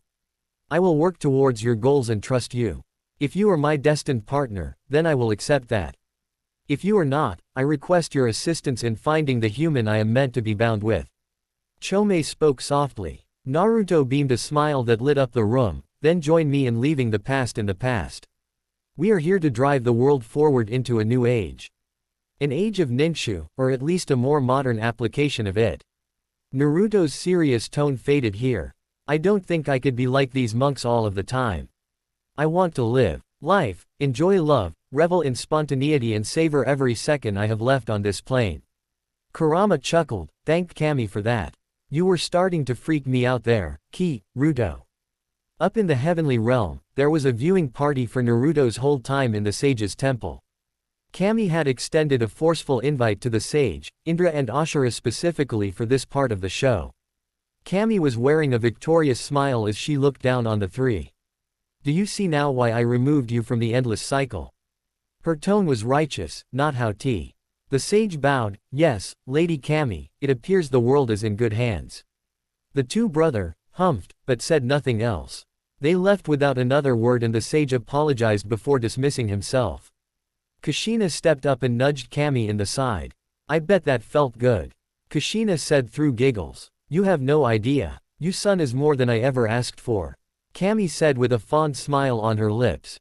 A man's wailing interrupted the girl talk. Wah. Wah. Hashirama was creating a lake through big anime tears. I am so proud of him. He is such a good boy. Hashirama continued to wail in pride and Tobirama could be seen ducking out of the frame. Yes, Hashi-kun, we are all proud of him. Mito said while patting his head like a child. Minato chuckled and looked at Kushina. I am not that bad, am I? Kami giggled and Kushina laughed. In your own unique way, dear husband. In your own unique way. Kumo, Senju guest house. Naruto, Kurama, Chomei, Rias, Yosuke, Hikari and Yami appeared in the living room. Everyone saw the flash of light and immediately came into the living room. Everyone could tell something was different, but they couldn't exactly put their finger on it. It was Rias that ran into Anko's arms and said loud enough for everyone to hear. I will never have to spend another night away from you, my love. I am yours forever. Tsunade looked to Naruto with an incredulous look on her face. How? Naruto shrugged. I am done talking like a monk for now. Just know that Yami, Yosuke, Rias and Hikari are now their own people. With my new sage mode, they can keep themselves charged up and they are no longer tethered to me. Tsunade remained gobsmacked, and you're okay with that? Never better. Naruto replied before walking up to his girls. He placed a tender kiss on each of their lips and the overwhelming, residual life energy made the kiss tingle. Turns out, the thing holding me back from enlightenment was the damage to my soul and the baggage that I forced myself to carry. Once I realized that, it was actually easy with all of the meditation I have done. Okay, Ruto, that's great and all, but how does that make it okay for your alters to be separate permanently from you? Will it not hurt you? Gaara asked, his voice laced with concern for his brother. Rias spoke up, look, it is hard to explain what happened in the temple. It was truly a religious experience that goes beyond words. I was never one for meditation, but it really set the mood and Naruto guided us through the rest. We made peace with each other and came to an understanding. Naruto let us go and we accepted our new roles in life. Tsunade cocked an eyebrow, it was strange hearing Rias speak like that. And what are your new roles in life? Rias smiled beautifully, but it was Hikari that ran up and hugged Tsunade, I am now your daughter. I am not the childlike innocence of Naruto, I am Hikari Senju, and you are my mama. I am Yami Senju, son of Tsunade Senju and brother of Naruto Senju. I will be relying on each of you to stop me from being a broody bastard. Yami said, holy shit, what happened to your eyes? Ino gasped out. Yami chuckled, when I resolved my feelings. And split from Naruto, I opened my eyes, and they were like this. Enko came up and slugged Yami in the shoulder, good for you, kiddo. So, you need big sis Enko to teach you about the positive aspects of life. She nudged him in the side. I saw you getting sweet with the foul-mouthed redhead. Yami looked sheepish and earned giggles from everyone in the room. Sure. All-out laughter followed that statement. The night proceeded with an impromptu Senju party. Tsunade invited who invited the Kumo contingent and the whole compound rang out with rowdy laughter and drinks flowed freely. I enjoyed seeing how lively the Senju family was and he made 3 separate offers to Tsunade and Naruto to join Kumo that night alone. It was only Mabui that dragged him away and forced him to enjoy the party. Late into the night, Ino and Temari were giggling fiercely as they pulled Naruto into the room. An intense makeout session ensued and Naruto found himself bound hand and foot to the bed as his girls tended to him and got him revved up. Naruto could sense something was up, but he couldn't exactly put his finger on it, and it was not a priority for him to figure out. He would rather sit back and enjoy the sensual ride. Before things progressed too far, Ino and Temari, while in their lingerie, had blindfolded Naruto and they were torturing him with sensual touches, licks and other pleasurable acts. They had yet to get to his member and the anticipation was killing him. That was when he heard the door open and he sensed a third presence in the room and his heart nearly stopped when he identified who it was. Sammy, what are you doing here? Naruto said in a nervous tone. Ino spoke for Samui and Naruto could tell that Temari was on board too. Look, Ruto, we know you two have love for each other and the only reason you are denying it is because of us. While you were playing hero in Kumo and meditating at the temple, we came to an understanding. Ino, why you can't? I can't, Naruto stuttered out nervously. And why not, Ruto? Temari asked and Naruto could sense she was in her sassy stance. Naruto firmed his resolve and hoped he didn't hurt Samui with this, I swore to you, Mari. I swore I would never ask for anyone other than Ino. Ino laughed, that sounds like something you would do. Ino closed the door and pulled Samui in, who was in a state of nervous shock. You didn't ask us for this, we chose this. And I absolve you of that vow. I am not saying we will rebuild King Solomon's harem, but I see no reason to deny this. Temari said, still in her sassy pose. Naruto was at his wit's end, the only thing holding him back from Samui was that promise and the fear of losing Ino and Temari. At the end of the day, he was only a man. Even a monk, hell, even the elder would not be able to refuse such an offer and while Naruto may be Kami's chosen, he was no saint.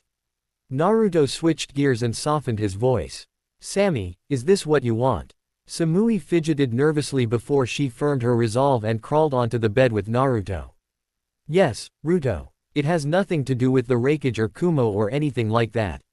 I love you and even when I tried to force the switch to other guys, even when I tried to forget you, I could never forget your warmth. I could never forget how safe and whole I felt in your arms. Naruto sighed deeply, he could feel every bit of sincerity in her words and his walls crumbled. Then I agree, but only if Ino and Temari agree. Girls, I am going into sage mode. You will answer me honestly. Naruto paused and felt Ino and Temari hold hands. Is this what you want? All three girls answered simultaneously, yes. Then I am yours. Lemon start, severe kink warning. Naruto remained tied to the bed in sage mode, and it no longer mattered that he was blindfolded. He could feel everything and everyone on a much deeper level, and it was a truly intimate feeling. He could feel Samui's excitement as Ino and Temari joined her on the bed. He could feel the girls' excitement as they kissed one another for the first time. His ears picked up every sensual sound as chaste kisses turned into tongue play. He was more aroused than ever, and he only hoped his upper and lower brains wouldn't short-circuit. After a couple minutes of the girls kissing, Naruto felt the tender caresses of 4 hands, and the stimulation nearly blocked out the fact that one of the girls, Samui if his senses weren't deceiving him, was approaching his crotch. Her hot, tender breath hit the head of his cock and it twitched in anticipation. Naruto felt his lips encased, and he knew right away that it was Temari kissing him, and the kiss was fierier and more passionate than normal. He felt Ino's nails tickling his abs, and he felt them dig in a little bit due to excitement as Samui gave his cock her first, tentative lick. He moaned in pleasure through the kiss with Temari, and shortly after she broke off the kiss with Naruto before her womanhood was placed in his face and she started grinding her panty-covered crotch into his face. Through the haze of pleasure, Naruto heard Ino and Temari kissing passionately and moaning into each other's mouths. His attention was then drawn downward as Samui took a third of his length into her mouth, and he felt his tip press against the back of her throat. The slurping sounds and intense feeling of pleasure overtook him, and he threw his head back and growled a command at the girls. Panties off, now. Sure, it may have been directed at Temari, but he sensed all 3 girls comply simultaneously. Samui never stopped her fellatio, she continued her ministrations while sucking his cock, and it was a glorious feeling. Temari's soaking womanhood scrapped over his mouth and onto his chin, drenching his jaw in her juices, and Naruto willed his tongue to do its work.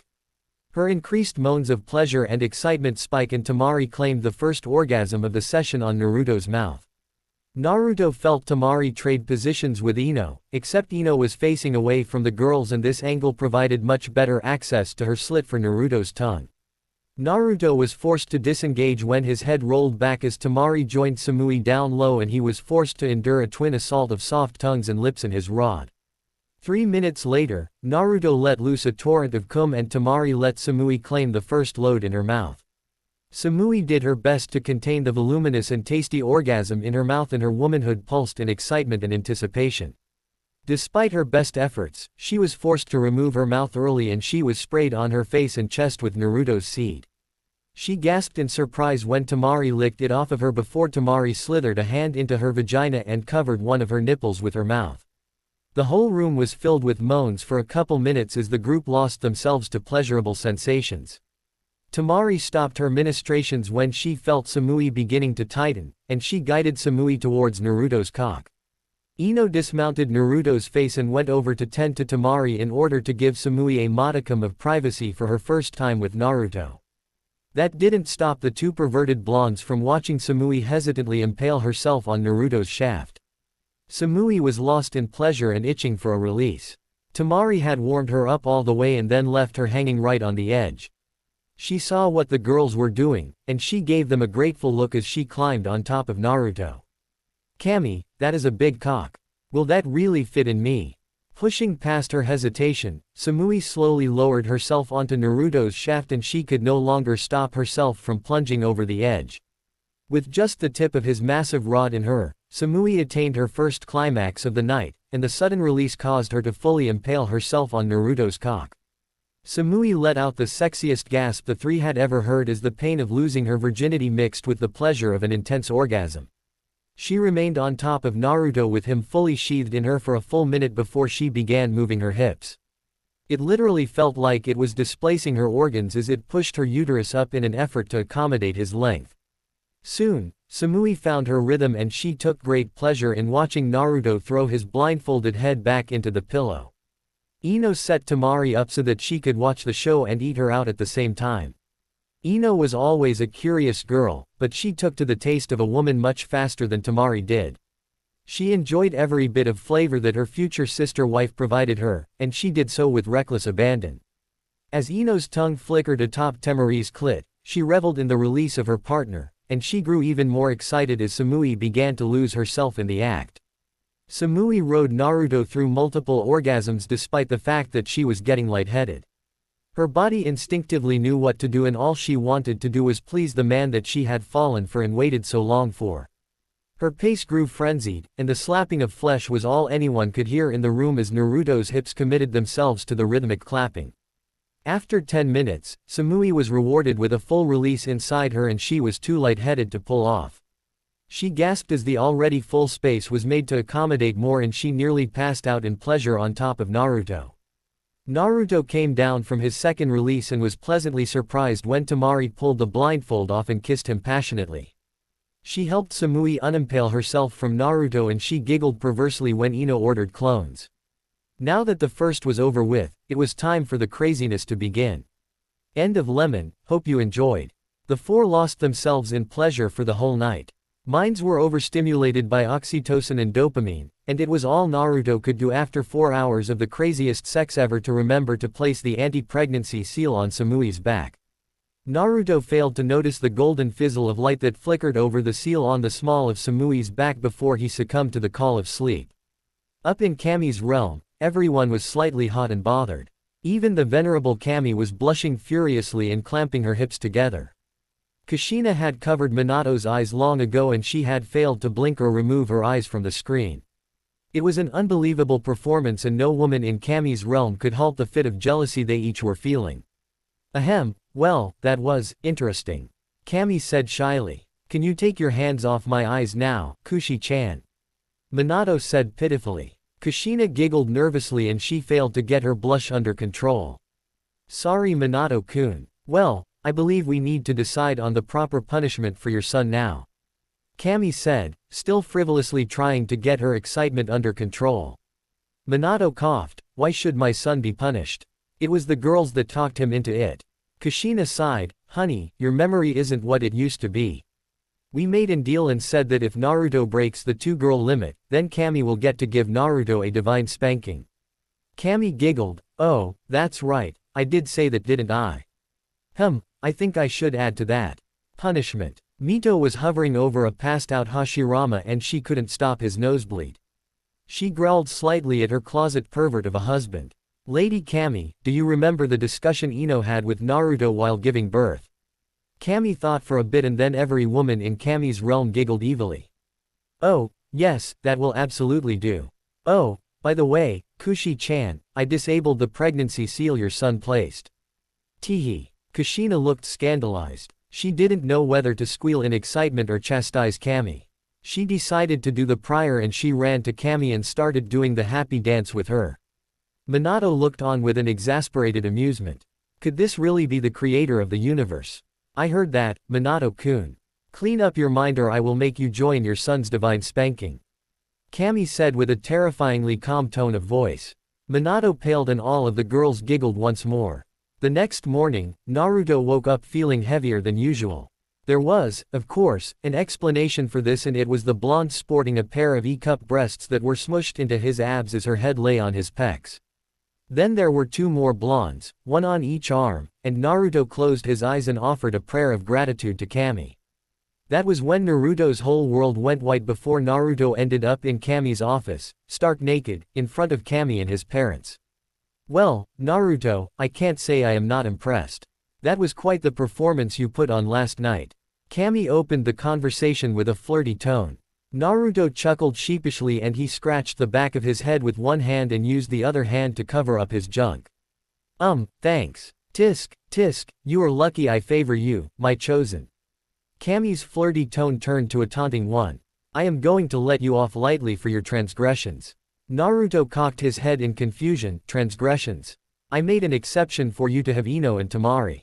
Now, you throw a third blondie into the mix and that goes outside the mandates of our arrangement. Kushina and Minato looked down at the ground, which made Naruto nervous. Very well then, Kami-sama, I accept my punishment. My only request is that I am the only one punished. Please do not take it out on those I love. Naruto said with a firm resolve.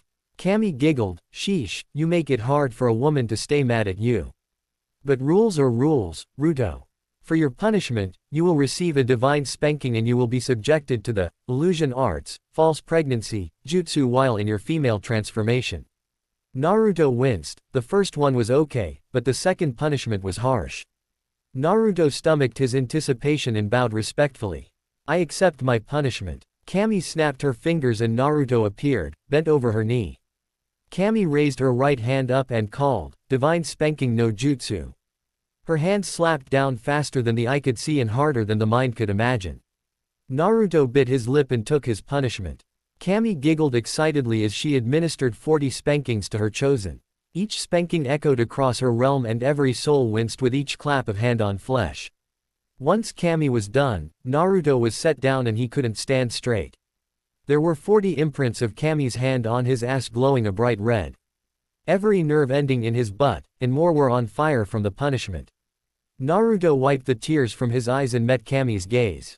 If that was all it took, then Samui was worth it. Kami swooned when she heard Naruto's thoughts and she just wanted to bundle him up in her arms and nurse him back to health. However, that would be unbecoming for the ruler of this universe, and she fixed a firm look on her face.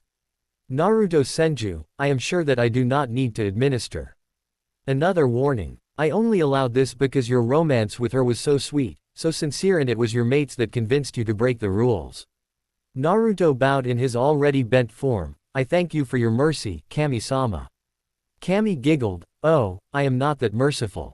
You still have to deal with Tsunade, and you can expect a surprise in 9 months. Plus, I will be giving Tsunade some divine inspiration for your second punishment.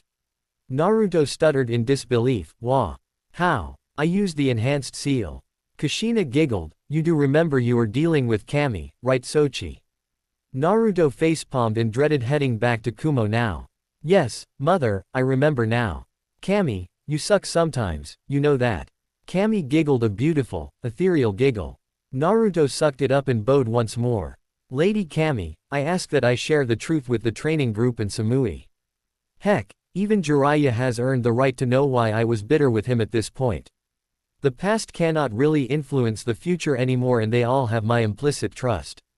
Kami tapped a slim finger to her chin and hummed while Minato and Kushina looked on expectantly. Finally, Kami shrugged, very well, the old toad can know, I think it is high past time for his redemption arc. He has been working hard whenever he left your training group, so I will allow it. I will come up with your payment for this mercy later. Kami ended it with a soul-crushingly sexy wink at Naruto, which nearly made him fly back with a nosebleed. Naruto raised from his bow, and it was Kami's turn for her cheek to turn pink and adorn a blush. This boy's smile lights up her heavens and it filled Kami with a sense of excitement that the goddess thought she had lost a long time ago. The beyond beautiful goddess giggled melodiously before clicking her fingers and sending Naruto back to his bed in Kumo. Mama please. Naruto awoke in bed with the fiery pain still searing his backside and every movement on the bed hurt. He couldn't lay on his back until this pain healed and the girls groaned as he shifted Samui off his chest and rolled onto his front in an attempt to alleviate at least some of the endless, burning pain on his rear end. Kami didn't hold back, and he could feel every finger of every handprint. Deciding to get out of bed, Naruto winced with every step that he took towards the shower. He couldn't have this conversation with his mama reeking of sex. As he turned the shower on and stepped in, he felt two toned arms slink around his waist and the massive breasts of the woman clued him in that it was Samui. Naruto leaned back into her embrace and enjoyed the shower with her. She didn't understand when he said that there was no way he would be able to perform. At least she didn't understand until he turned around and showed her his glowing red butt cheeks. Naruto promised to tell her what happened a little later when everyone else could join the conversation. Samui agreed with a picturesque smile on her face before she got down on her knees and attempted to beat her previous record last night. Samui hadn't even reached the halfway mark of Naruto's shaft and her mouth prepared itself for the task with a sensual lick to her lips. The pleasure of Samui's tongue and lips brought Naruto to a painful climax since the orgasm was accompanied by a painful clench of his ass cheeks, which lit aflame with pain. Kami's punishment didn't stop Naruto from closing his eyes and offering another prayer of gratitude for the beautiful, new addition to the Senju family. Hell, Naruto was even grateful for the new life less than a day old growing in her womb. Thus, Naruto was in a chipper mood when he waddled out of the bedroom and joined Tsunade, Kurama, Chomei, Gaara and Hinata for breakfast. Kurama guffawed when he saw the way Naruto was waddling and couldn't stop the, "Did they finally turn it around on you, Ruto?" Naruto shot him a wry look and winced as he took another painful step. "Mama, we need to talk, in private." Tsunade cocked an eyebrow as she sipped her morning coffee. "What about, Ruto?" A nervous smile cracked its way onto Naruto's face. "Two new additions to the family and my punishment from Kami." Tsunade dropped her mug of coffee, and everyone froze up completely. Tsunade's shock rapidly turned to anger as she channeled a visage of the Shinigami in her killing aura. "Explain, brat." Tsunade had risen and began to crack her knuckles. Naruto sighed, pulled down his pants and turned around. This earned a round of confused and anxious laughter from everyone other than Tsunade. "Please relax, mama. Kami already hit me with a divine spanking, and I don't know how long these wounds will last." That seemed to fill Tsunade with concern. She had never seen a superficial wound stick to Naruto. The concern mellowed out her anger a little bit and she crossed her arms under her bust and waited for Naruto to explain. Naruto looked around anxiously before sighing. They were all family and would find out sooner or later. Best to have witnesses. "Well, last night, Ino and Tamari tied me up to the bed with chakra cuffs and blindfolded me. Then they brought in Samui and said that they wanted to share her because they could tell we really love each other, which we do. Then, well, things got rowdy for 4 hours or so, but I put the anti-pregnancy seal on Samui before I passed out." Naruto stopped here and caught his breath. He could take a small enjoyment in the stunned and jealous looks from the room. "Okay, here's where things get crazy. I woke up this morning and when I offered my morning prayer Kami pulled me into her realm. She punished me for adding another girl and there were 3 parts to the punishment with one mercy. First, she disabled the anti-pregnancy, and I can already feel life growing in Samui. Second, she spanked the ever-living hell out of me, thus my marked butt. Third, she said she gave you divine inspiration for a genjutsu and I willingly agreed to subject myself to it. Finally, the mercy she gave me was being able to tell the whole study group the whole truth." A foreign and extensive silence filled the kitchen of the Kumo home. Every eye was bugged out, there were multiple jaws on the floor and finally a man in a red hapori with long, shaggy white hair fell out of his concealment and crashed to the ground.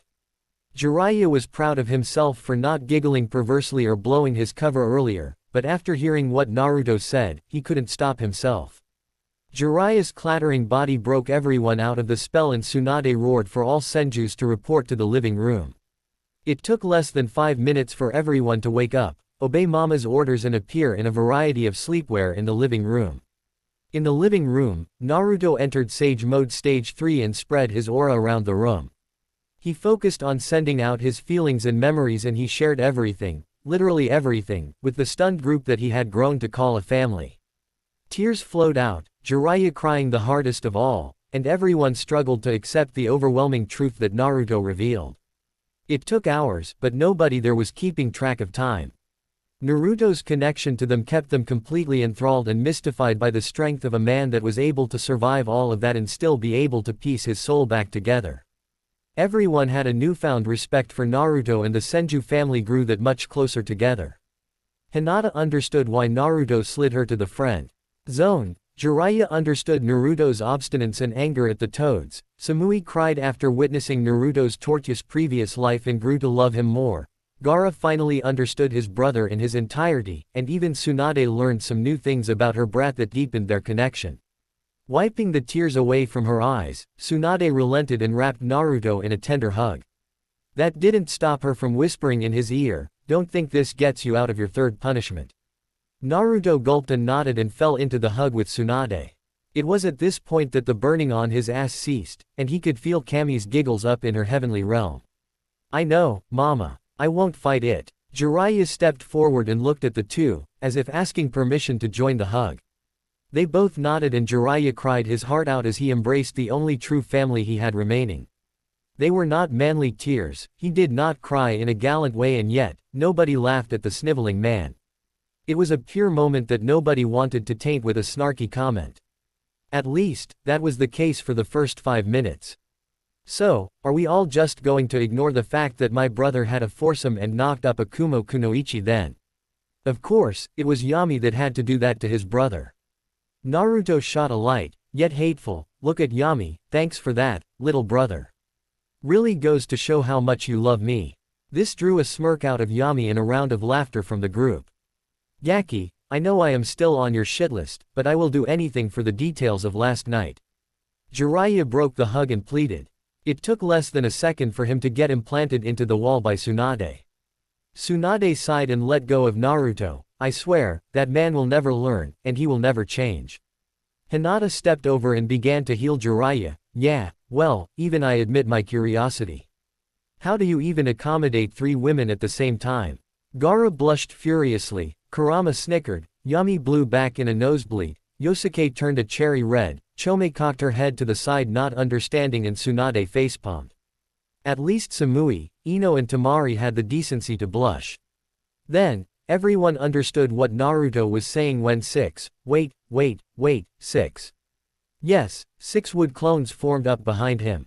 Naruto simply smirked and shrugged before he reabsorbed the wood clones. Oh, was all Hinata could say before she blew back in the biggest nosebleed anyone had ever seen. At least Gaara was there to catch her in his sand. Tsunade groaned, ah, we still have to tell Ai and Itachi. Naruto laughed nervously, well, shit. Samui came up and placed a kiss on Naruto's cheek. I wouldn't worry about Ai, he will be ecstatic to hear the good news. It wasn't I was worried about, Naruto muttered under his breath.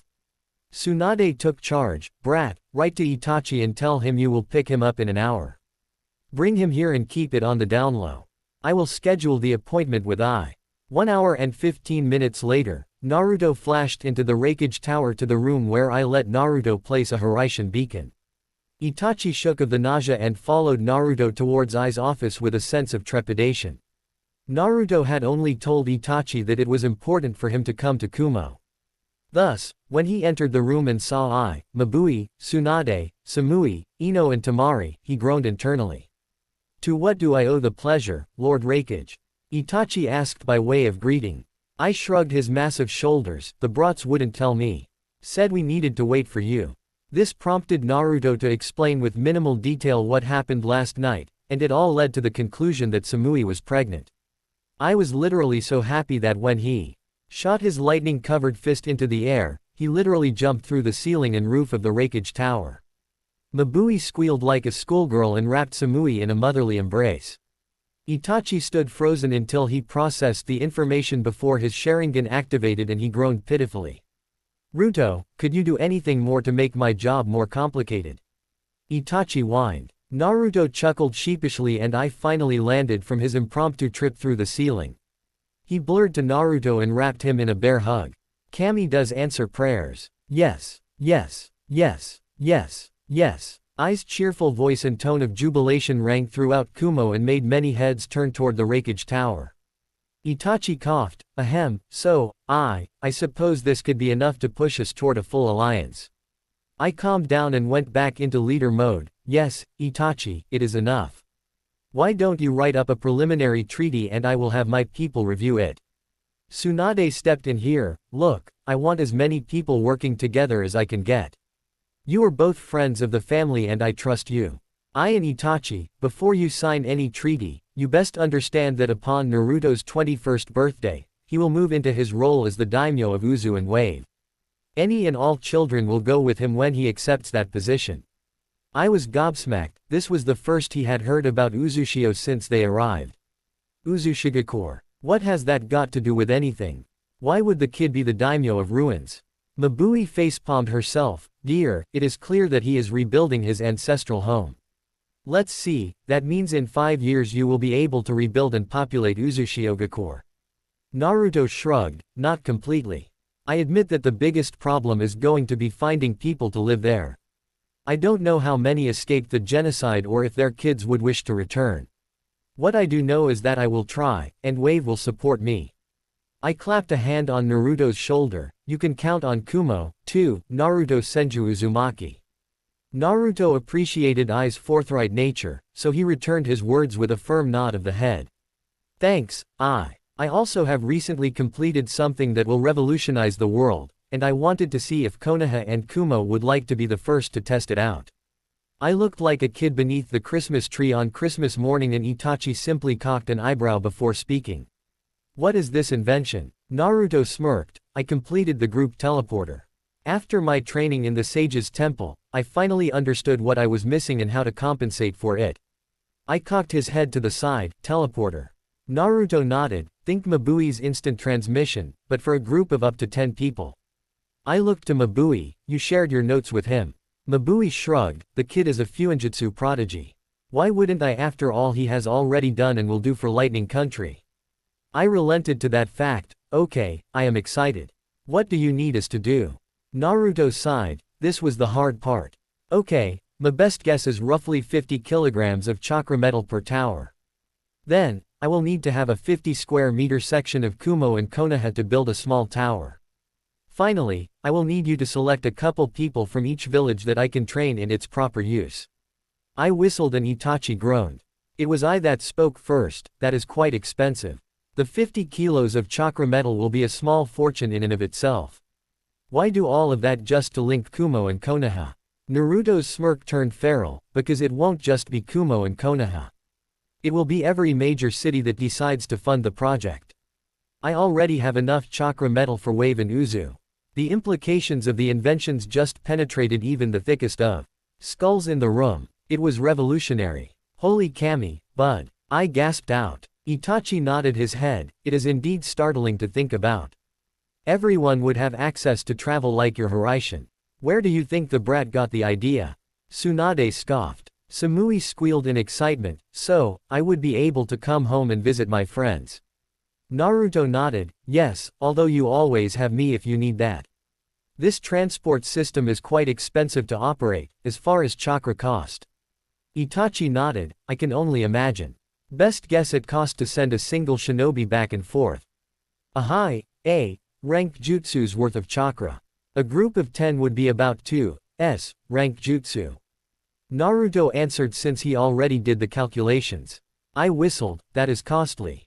How would you power it? Daily missions to shinobi and a membership fee for any civilian that wants to use it. The seal will be attached to a chakra battery that your shinobi can keep topped off. Naruto answered. Itachi was nodding his head furiously and he began smiling in excitement. This will change everything. Where else have you got to agree to the installation of a tower? Suna, Wind Capital, Fire Capital, Kurigakure, Wave, Uzu, and hope you two agree. Naruto answered honestly. How long will it take to build? I asked. The towers should take my artisans about 2 weeks. The seal will take about a week per seal for me to complete. Even with my shadow clones, it is an extensive and intricate project. Naruto answered. Tsunade, Temari and Ino just watched on with proud smiles on their faces. Ino leaned into Temari and whispered, "We are so lucky we got to him first." Temari leaned her head against Ino's. You can say that again, sis. Thank you for watching. Please remember to like and subscribe, and I'll catch you in the next part.